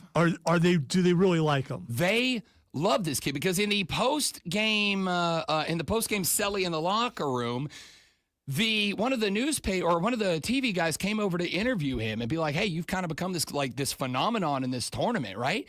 And the basketball players kept interrupting his interview to be like, "This kid," one of them said, "This kid is aura. This kid is the definition of it." The cheerleaders are wearing socks with his face on it. He was on TV damn near more than Brad Brownell was in this game yesterday. It was unbelievable. This kid is a kid who found his passion, who attacked his passion, and even if his passion is something that for years and years has been the butt of jokes to the point that Lonzo is justified in asking the question, is this legit or is this kid a joke? He found it, he attacked it, and not only has he found it and attacked it, but he's turned it into something that is incredibly special and is probably going to carry him for like a hot minute, okay? So you got Amir Khan over here who became an icon of this tournament. If McNeese State makes a run to the Sweet 16, the Elite Eight, this kid is going to be the face of this McNeese State team, and he don't even play. I think that's incredible. And then we travel to Lexington, Kentucky. They may not know much about the Kentucky Wildcat basketball team, except for everybody does. Because Kentucky, when you think college basketball, is one of like 5 or 6 programs that their logo is the logo of college basketball. So much so that the managers and the trainers of the Kentucky basketball staff got themselves an NIL endorsement deal. Now, they're not players, so I don't know if it's just like, I guess for them it's really just an endorsement, right? Because if you're not playing, you can sign whatever you want. You can do whatever job you want. But the point is, a pool company, a swimming pool company out of Lexington, Kentucky, looked at these trainers and said, you know what? They work. They attack this game, and they are members of the office staff of one of the most recognizable brands in college basketball. We're going to hook them up. We're going to give them an endorsement deal. We're going to give them an NIL deal or whatever you want to call it. Now, that in and of itself is good enough for me to be like, hey, that's cool. Thumbs up. I think that's great. I think having that unique branding, that unique sponsorship is a great thing. And then they said, we're going to put you in a commercial, Kentucky trainers. We want to put you in a commercial. We want you to go out there, and we want you to pimp our pools. And the Kentucky trainer said, we got you, and did this. They say ballers get all the love. But since our first hit, ain't nobody pulling numbers like the Water Boys. Stay hydrated, ladies. We're back.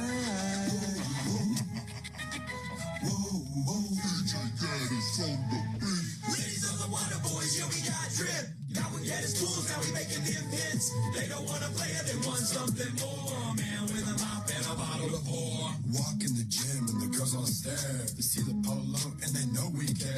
We ain't taking shots, we ain't throwing no lobs. We got them all, those hydrations are job. They see us courtside, know we row with the boat. At the end of the bench, yo, the party is dope. While the cats get buckets, we get digits. Time to deal with Getters, now our pole game is vicious. Oh, girl, you looking parched. Let me fill up that cup and win your heart. No cramps, no stress, let me keep you right. Baby, I got Fiji on ice. Ladies of the Water Boys, yeah, we got drip. Now we get his tools, now we making him hits. They don't want to play it, they want something more. Man, with a mop and a bottle to pour. They used to laugh, but now they see the flex. Low key, but we cash and get his pool checks. No sweat stains, we stay real clean. Wiping up floors while we steal your queen. Locker room passes, VIP. She was in the stands, now she's here with me. Transberry be trying, but he just don't see. Ladies of a man with a hydration degree. Oh, yeah. I see you up in 202. Watch me wipe the sweat off the floor. Hey, yo, girl, what you want? It ain't just water, girl. it's a lifestyle. Let me pour you something special. Electrolytes, baby. H2O, baby. Ladies of the Water Boys, yeah, we got drip. Now we get his tools, now we making them hits. They don't want to play it, they want something more. Man, with a mop and a bottle of four. Oh, yeah. Water Boys. Get a spoon. We out. Ladies, it ain't just water. It's a lifestyle. I see you up in 202 while I'm mopping the floor. Like, this showed up this morning. I was getting ready for work this morning. It's like 3:50 a.m. I'm already like 5-10 minutes behind where I like to be. I like to try to be out the door at the absolute latest by 4. It was already like 10 till 4, 5 till 4. I'm not even dressed yet, right? I just got out the shower. I'm like, all right, it's Friday. It's going to be like 4:15. I'll be up there around 4:30, 4:40, a little later than I'd like. But I did a lot of show prep last night because I didn't leave the TV. I was watching basketball, so I'm set. I'm standing in the bro cave this AM in the boxers and the tank, trying to figure out what shirt am I rocking for Fun Shirt Friday? Which of the ridiculous costumes am I going to be rolling with this year? And as I'm doing that, because I'm always multitasking, I'm flipping the social media like, okay, maybe I'm going to come across, a little sound bite from late last night. Maybe Ricky Pitino had something good to say after St. John's beat Omaha to move into a round of 32. Maybe I'll find something interesting. And as I scroll, because I don't really the phone sits over on the desk, and I just kind of scroll and I listen to it while I'm doing what I got to do to hear if there's any clips that jump out at me. And I come across that one and I hear the beat drop and I'm like, are they poorly rapping about water? Only find out it's the Kentucky Water Boys that are dropping these bars. So then I go watch it. I'm like, let me see what they're doing here. And I pick up the phone and I'm watching it. And they got the Kentucky cheerleaders and dance team in this video shaking what they mamas gave them, dropping it like it's hot on the Water Boys. The Water Boys. Don't be creepy, Bill Belichick. Got mops and brooms, and they're doing choreography while the dance team is just shaking that thing. It's incredible. And then I started listening. I'm like, all right, I got to start this over. I got to listen to the lyrics now. Now I got to check out the bars.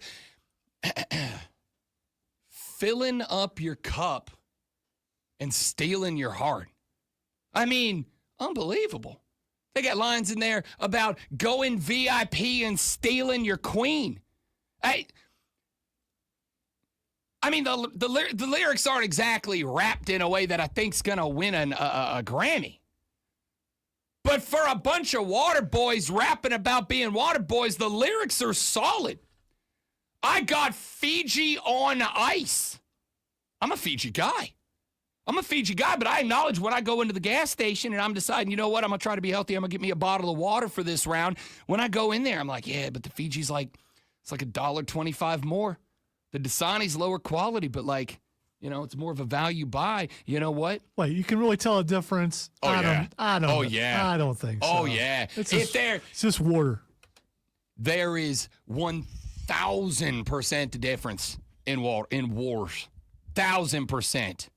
So, my man dropped Fiji on ice. As soon as he said that, I'm like, these are my guys. These are my guys. I am now officially Team Kentucky Water Boys. I may be pulling for Kentucky to win the Natty now just so the Kentucky Water Boys can get the podium. You kidding me? That and someone picked them to win the whole thing. You understand that makes it worse for me. Why? Because if my wife, the only person in the station-wide bracket picking contest to pick the Kentucky Wildcats to win the Natty, if the Kentucky Wildcats win the national championship, while I will come on these airwaves every day and I will say, my wife is a legend, an icon, and you should all bow down to the queen. When I get home every day, she's going to be like, haha, I beat you, dumbass. And I'm going to have to live with that forever. and ever. I could pick the next 10 in a row right, and she would go, yeah, but that's what you do for a living. I gotta say, if I don't win, I want her to win. I'm sure. Because it still proves a point. As do probably 99% of the people listening to the show right now. As long as Cole and Diesel don't win. And for the record, yeah, I would like to be clear, even though I know that that's going to be my foreseeable future if she does win. Diesel has no shot. I'm still pulling for her to win, and I'm number 2 on the leaderboard.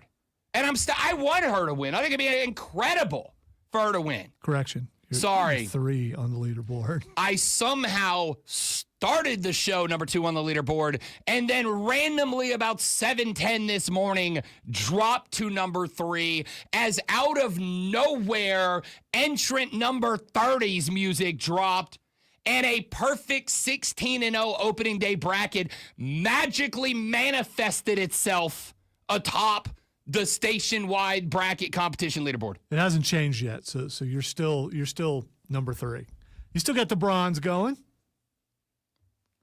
No one has ever said, by golly gee willikers, I hope I take home the bronze medal. I came here. Well, the guy in 4th place would love the bronze medal.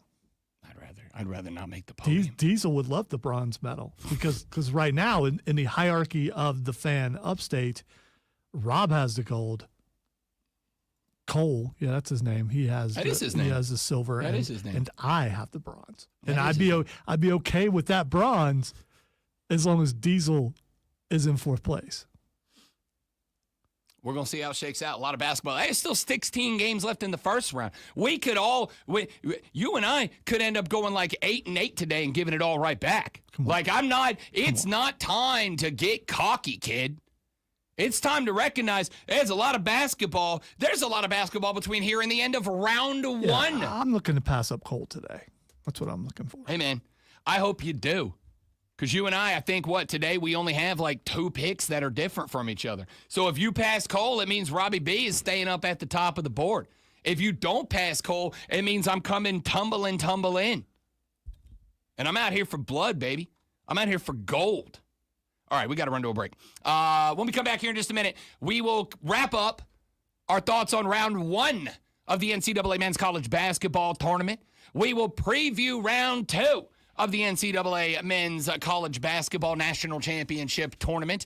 And then we shall send you off into the weekend with the excellence you have come to know and expect from the Rob Brown Show and the Fan Upstate. Okay. All right, guys, one more live, and we're coming back. Stay right there for me, please, and thank you.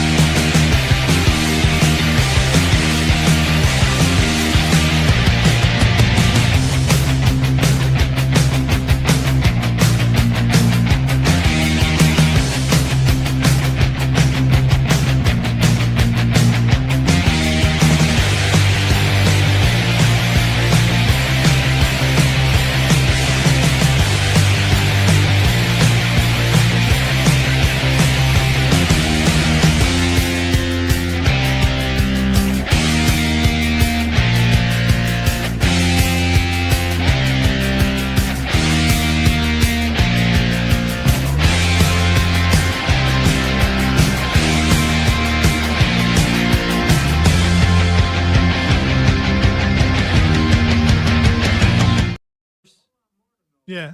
cookie. Well, it said I saw the ingredients. I just have never tried it. Basically, layers of that and cream.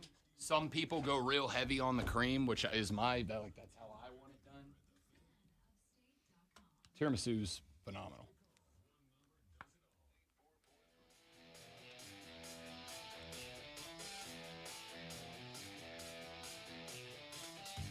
So we have talked in depth this AM about the one-and-done tournament appearance for the Clemson Tigers. They fall to the McNeese Cowboys yesterday, 69-67, after one of the most, I don't know how else to say it, one of the most embarrassing first halves of college basketball I've seen in a very, very long time. 13 points in the first half. It took the Tigers 14 minutes and 55 seconds to get to double-digit points in this game. Hey, Rob. So my granddaughter just played basketball. They won a championship, by the way.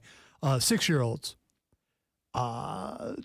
There was never a team that didn't score more than 13 points. That's all I'm saying. I mean, 6-year-olds, they scored more than 13 points. I'm sure the rim was a little lower.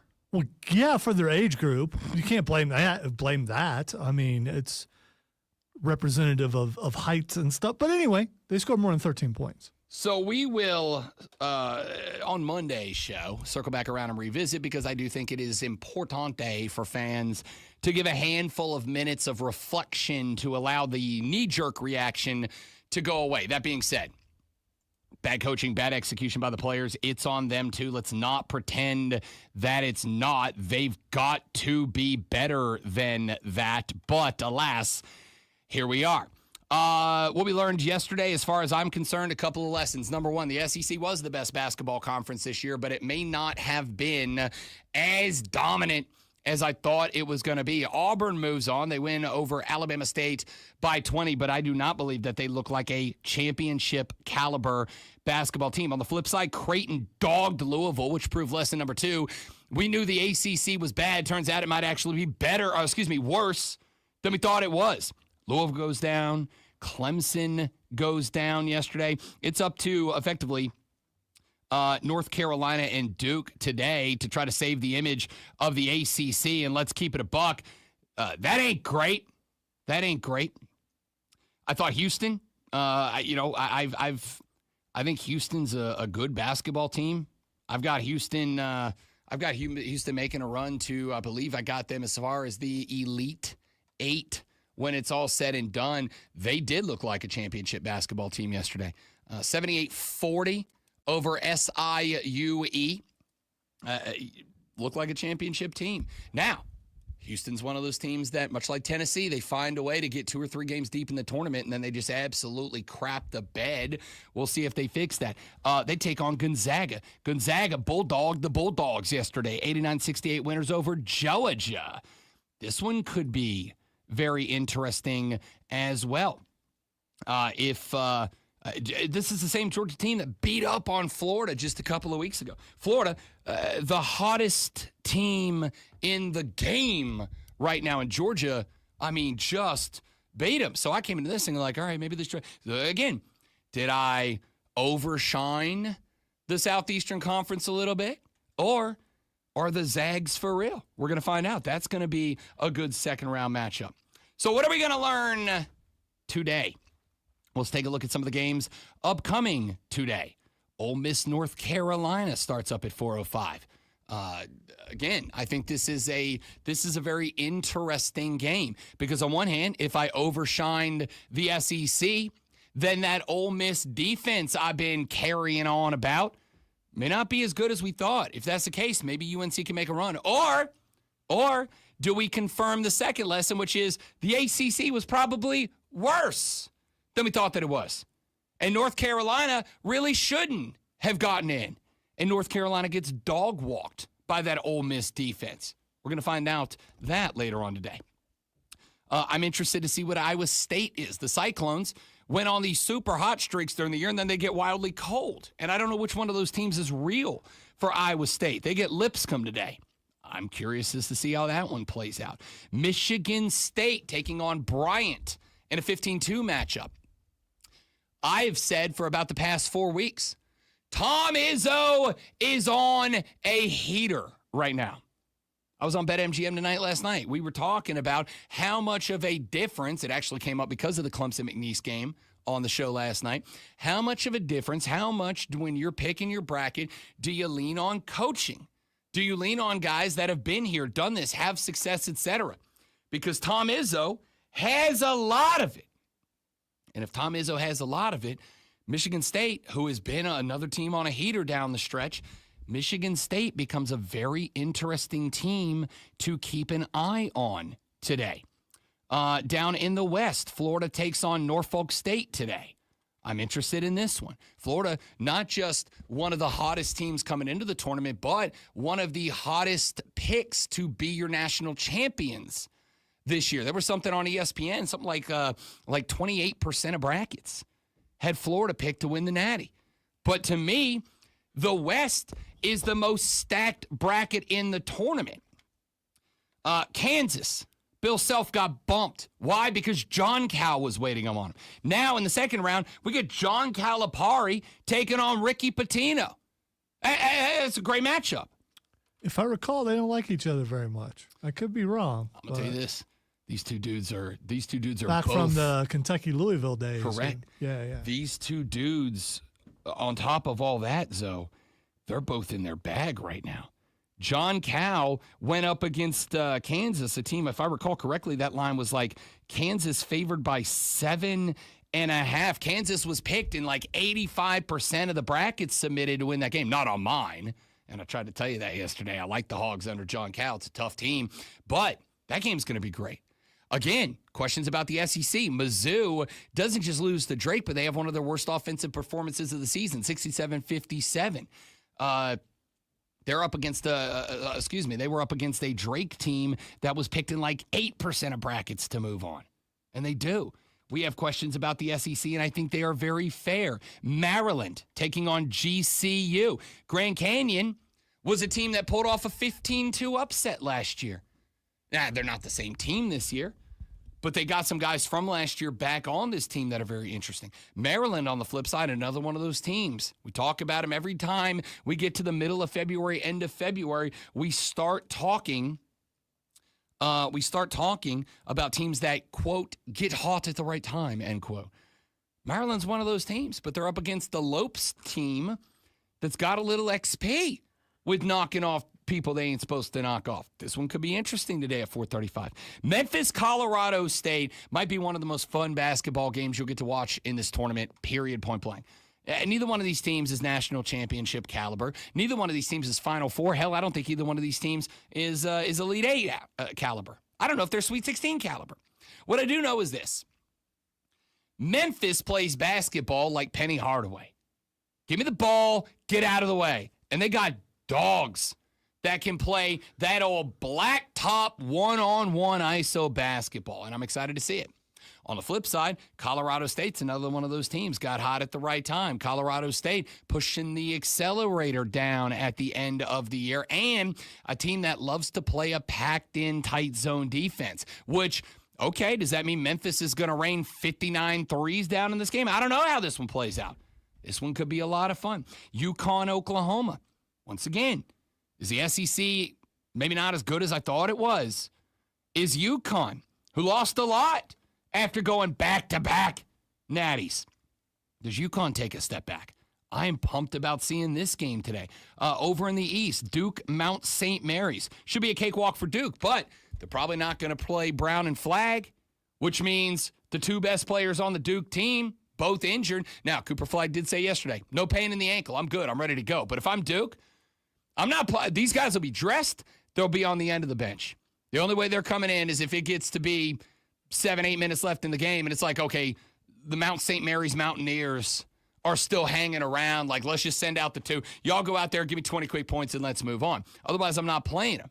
Otherwise, I'm finding out the depth that John Shire has built at Duke. And they'll need depth because no matter who wins the bracket under them, Mississippi State and Baylor, that's two physical basketball teams.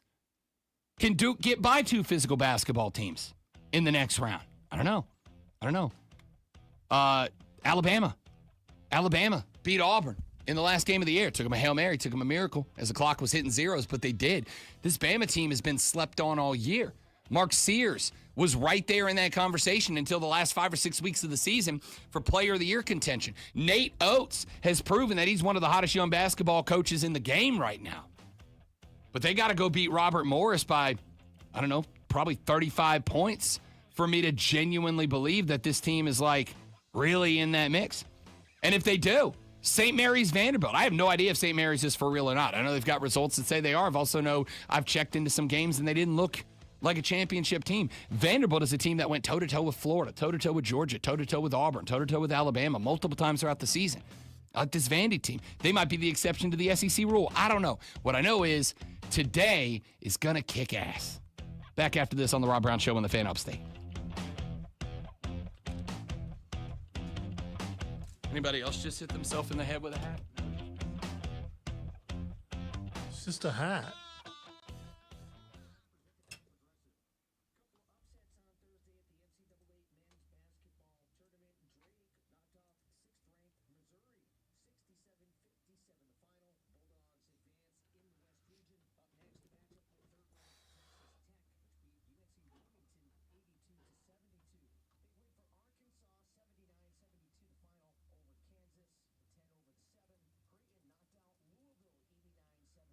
Creighton.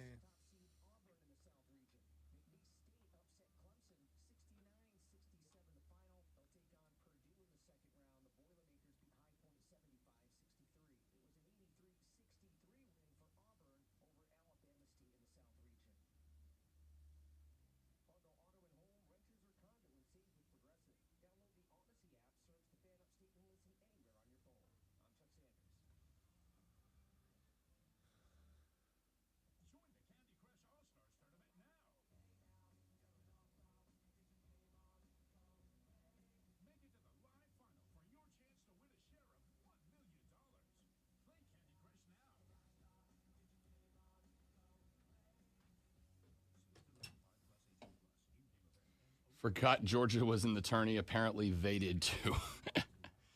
Gonzaga's good, man. Gonzaga was another one of those teams that I really liked that wasn't really getting the credit that they deserve. I said yesterday I thought that game could have been one of the best games in the first round, and Gonzaga made it not.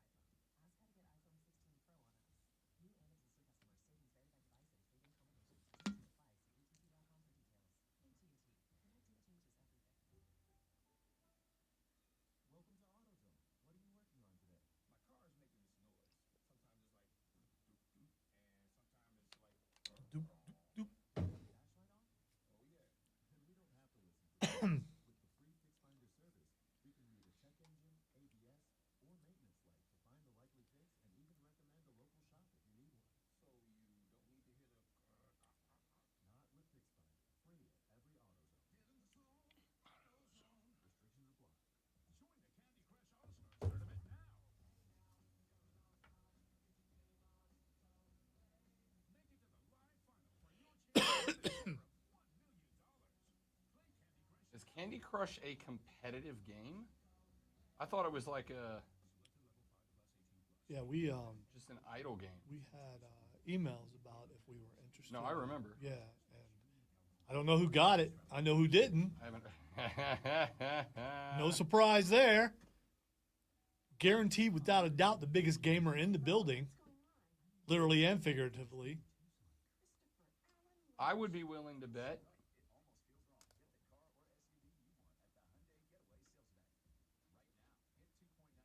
Well, no, I got to put some snow in that category. I'm probably 3. Say it's T2, you. Matthew plays a lot too. Oh, that's right. Yeah, he does. So I might. No, I'm going to say I'm top 4. I don't think I can think of anybody else.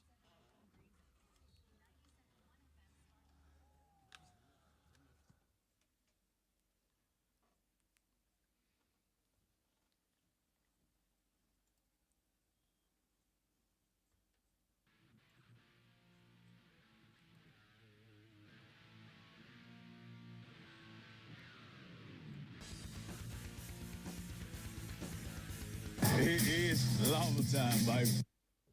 It is lava time, baby. Wrapping up the show. Got about 20 minutes left with you, so if you want in, now's the time to get in. You can use the Hub City Spartanburgers text line at 844-326-3663, 844-326-3663 to text the show on the Hub City Spartanburgers text line. You can use that same number to call the show at 844-326-3663 if you want to jump in here in the last few minutes. When I moved here, and I'm not, I promise you I'm not doing this to be stir the pot guy. It is going to sound that way, but I'm not doing it to do that. When I got here 5 years and 2 weeks ago, I had a discussion, and I'll just say with somebody else who works in the building, and it wasn't Lonzo, that told me Rob Brown obviously talk about Clemson. But this individual also told me, don't be surprised if their team, and he was talking about football, but I find it applicable. Don't be surprised if their team struggles a little bit. Don't be surprised to see them disappear from the airwaves. Don't be surprised to see your text line contributions from Clemson fans dip a little bit. Don't be surprised to see the phone calls from Clemson fans disappear from the airwaves. The sentence I most specifically remember was, if their team struggles, you're going to see a lot fewer flags with tiger prints on them. Okay, you know, and I have said that a bunch because it's the absolute truth. But I haven't really I've only lived in one other market, and that market never would do that. And that would be Columbus, Ohio. But you've lived in other markets with big-time teams. Does it happen there? Or is Clemson just like the only team that does that? I have found, and I have had... I'll say broadcasting stints. I won't say loud. Like, this is outside of my home market of Destin, Fort Walton Beach, Pensacola. This is the longest I've ever been in one market, right? And I've been on networks. I have been on in remote capacities in other places. I've been on the air in Tuscaloosa, Alabama, in Opelika, Alabama, in Mobile, Alabama. I've been on the air in Baton Rouge, Louisiana, Gainesville, Florida, Tallahassee, Florida. And I would say that there is a difference to some degree when the teams in those markets historically were bad. Ordinarily, what I would get is text and phone calls that would sound like, "We suck," but you'd still get them.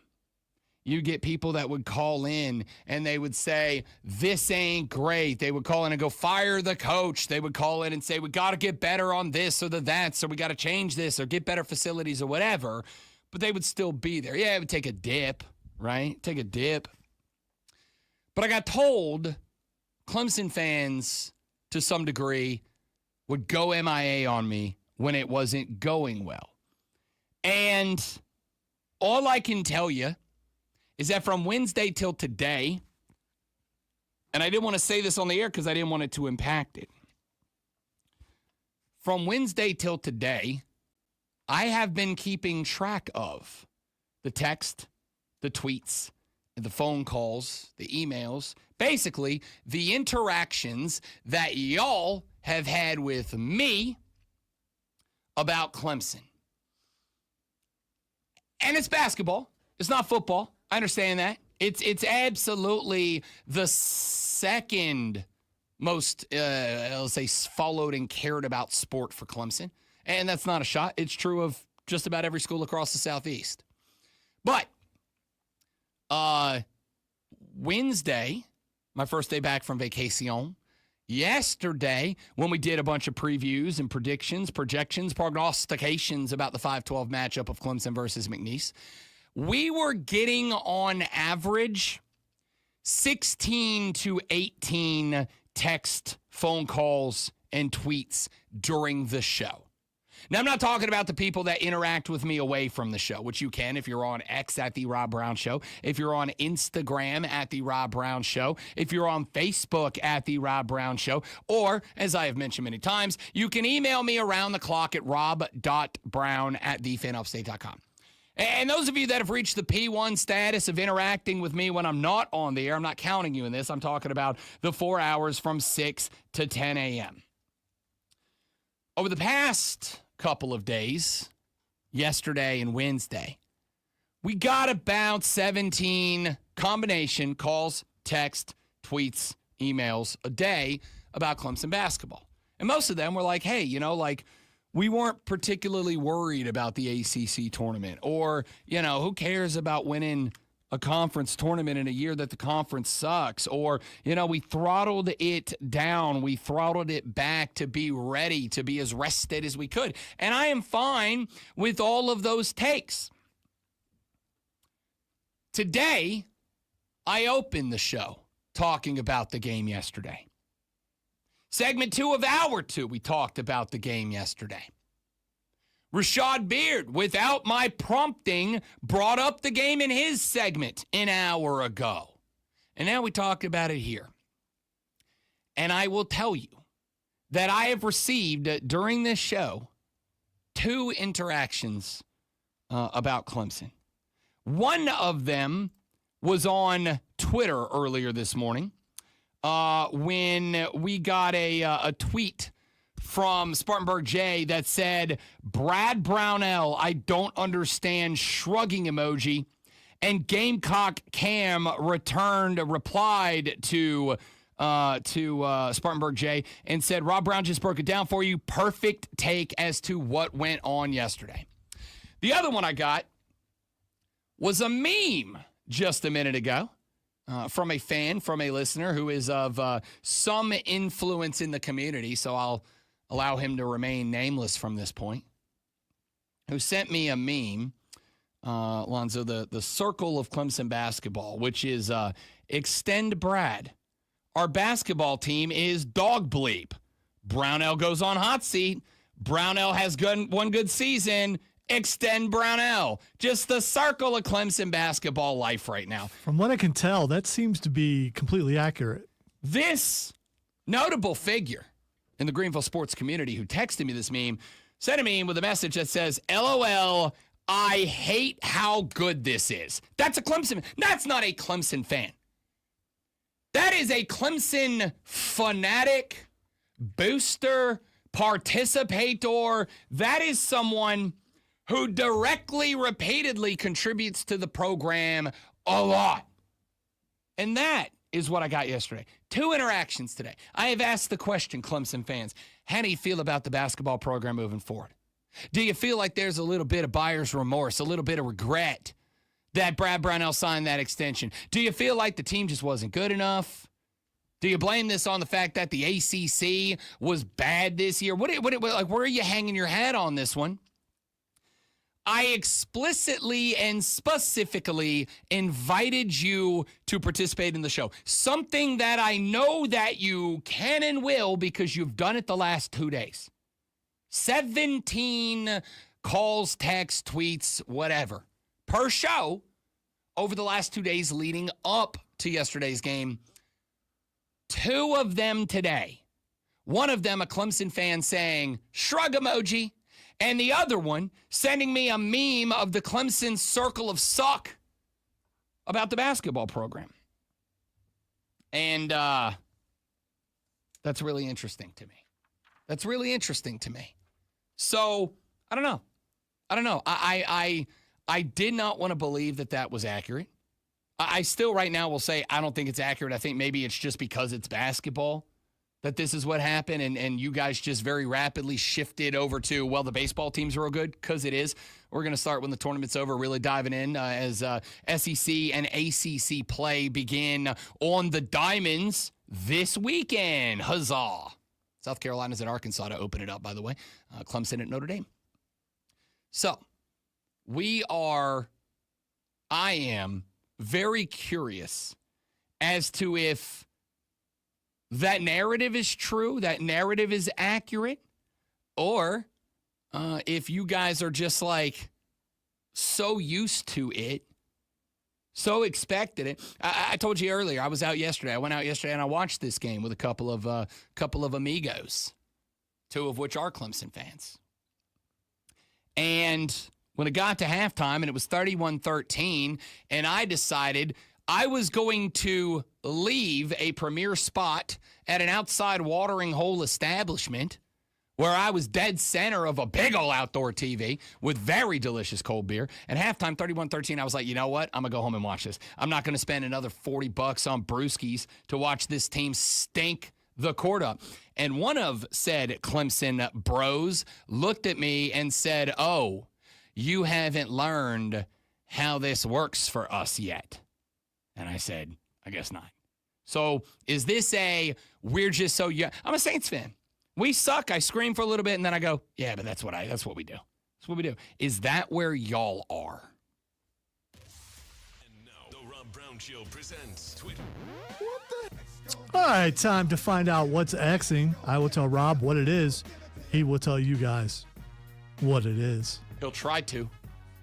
All right, the first thing that's Xing is Bronny James. Bronny James is Xing because last night Bronny James set his career high 17 points for the Lakers last night. The Lakers have not had LeBron for a handful of games now. He's been dealing with some lingering injuries. Didn't have Luka last night. Didn't have Luka last night either. So the Lake Show kind of had to go to the bench a little bit in a 118-89 loss to the Milwaukee Bucks last night. And off the bench comes one Bronny James. 30 minutes of action, went 7 of 10 from the floor, 2 of 4 from the arc, 17 points, 5 assists. Y'all, I've been telling you, I know you want to beat up because he's Bron's kid, and I understand. Bron, you can't really helicopter parent your kid when he's in the NBA. He's going to get treated like every other basketball player, but I also been telling you, y'all been kind of dunking unnecessarily on Bronny. Name me, in the history of the NBA, literally any other 55th pick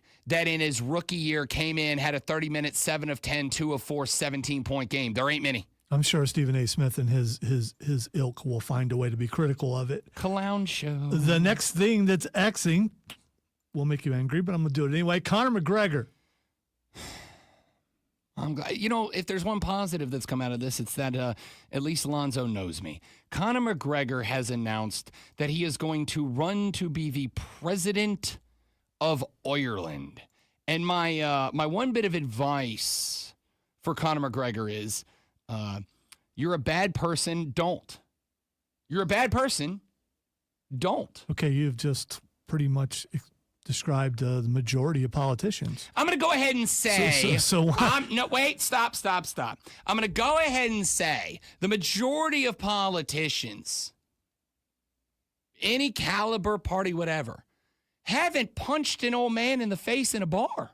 I mean, I could be wrong. Maybe they're doing some stuff that, and I'm sure a lot of them, if not most of them, have been doing some shady stuff in the background that I would also disapprove of. But no, Conor McGregor, no. I vote from this point forward, and I don't even know how to qualify this.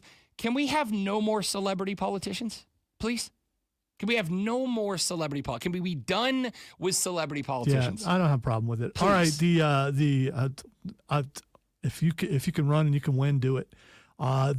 We missed something yesterday, and I feel bad that we missed it yesterday, so I want to make sure we get to it today. Pyramids of Giza. No, because we talked about that for a second. Yesterday was World Frog Day, and we missed it. World Frog Day. Yeah, I mean it's very important. World Frog Day. I don't know why frogs need a day, especially I don't know if the world frogs celebrate on World Frog Day, but they might. I don't know if the world frogs celebrate on World Frog Day. You are correct. They very well may. I don't know the answer to that either. Here's what I'm going to say. I'd like to thank frogs for having delicious legs. Creepy but true. The next thing that's Xing is Disney Plus. I'm going to, well, it's one of two things. Either, I'm going to take a stab on what it is. Disney Plus, I believe I saw this yesterday. Disney Plus has seen either its membership, viewership, or time spent watching raise like relatively dramatically since the drop of the last couple of Daredevil episodes. Is that it? No. Oh. Those are great, by the way. They really are, especially the last one. The wife and I are Sunday funding a little bit to catch up on, what do we have, 4? Yeah, we're at 4. All right, and it's they're doing a new Power Rangers for Disney. So I'd be interested to see what Power Rangers will look like with Disney money behind it. And finally, the last thing that's Xing is Clemson. Go, go, Power Rangers, you mighty morphin' Power Rangers. I was like instrumental as a kid. Also, one of the most musically complex and difficult to play television theme songs of all time. Oh, I bet. I don't know if you caught the last thing that was Xing, though. It was Clemson. Yes, it's because they lost to McNeese State yesterday. 13 points in the first half. Come on, people. Not great, Bob. NCAA record for fewest points in a first half of a tournament game was 7. So, like, at least you don't have that bit of history on your side. Pal. Buddy. Y'all have a tremendous weekend. Do not drink and drive. I will punch you in the face. I'll be out and about watching basketball today at various watering holes around the Southeast. So if you see me, stop me, say hi. Enjoy rounds 1 and 2. We will see you back here on Monday to break it all down and do it all over again, but better on the Rob Brown Show in the Fan Upstate. Later. I felt like an idiot.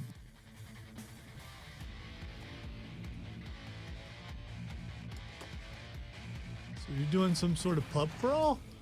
No, I'm just meeting a couple of different people at a couple of different places. I don't know that I would call it a pub crawl, but I will be visiting a couple of public establishments. Will you be crawling afterwards? No, Okay. I had a realization over the weekend, which this would have made for a good on-air story. The realization over the weekend that I made was that hangovers at 40 are 3 hangovers at 30 stacked on top of each other at the same thing. That sounds like extra painful. It sucks so much. And it's not that they're necessarily more painful. It's just that they last longer, right? Like it used to be at 27, 28, I could go on a bender. I'd feel like crap until like 5, 6 the next afternoon. I could eat some Whataburger and I'd be back to real life. Now it's like that hangover lasts 2.5 days. And there's nothing you can do to bounce back from it. It used to be there were tips and tricks that you could do. You could have some super greasy food. You could drink the right Gatorades mixed with the right BC powders, and like you could bounce back. Now, there's nothing you can do. You just got to ride that bad boy out, and it is not fun. Not fun. All right, amigos, that's it for us. I appreciate you all being here. Enjoy day numero dos of the tournament. We will be back on Monday where we will break down rounds 1 and 2. I'll be talking a lot about it on Twitter over the weekend, so follow me there. Y'all have a great day. Tell your friends about us. We're trying to get rich and famous. Come on back Monday morning, 6 till 10 a.m. for the Rob Brown Show in the Fan Upstate. Later.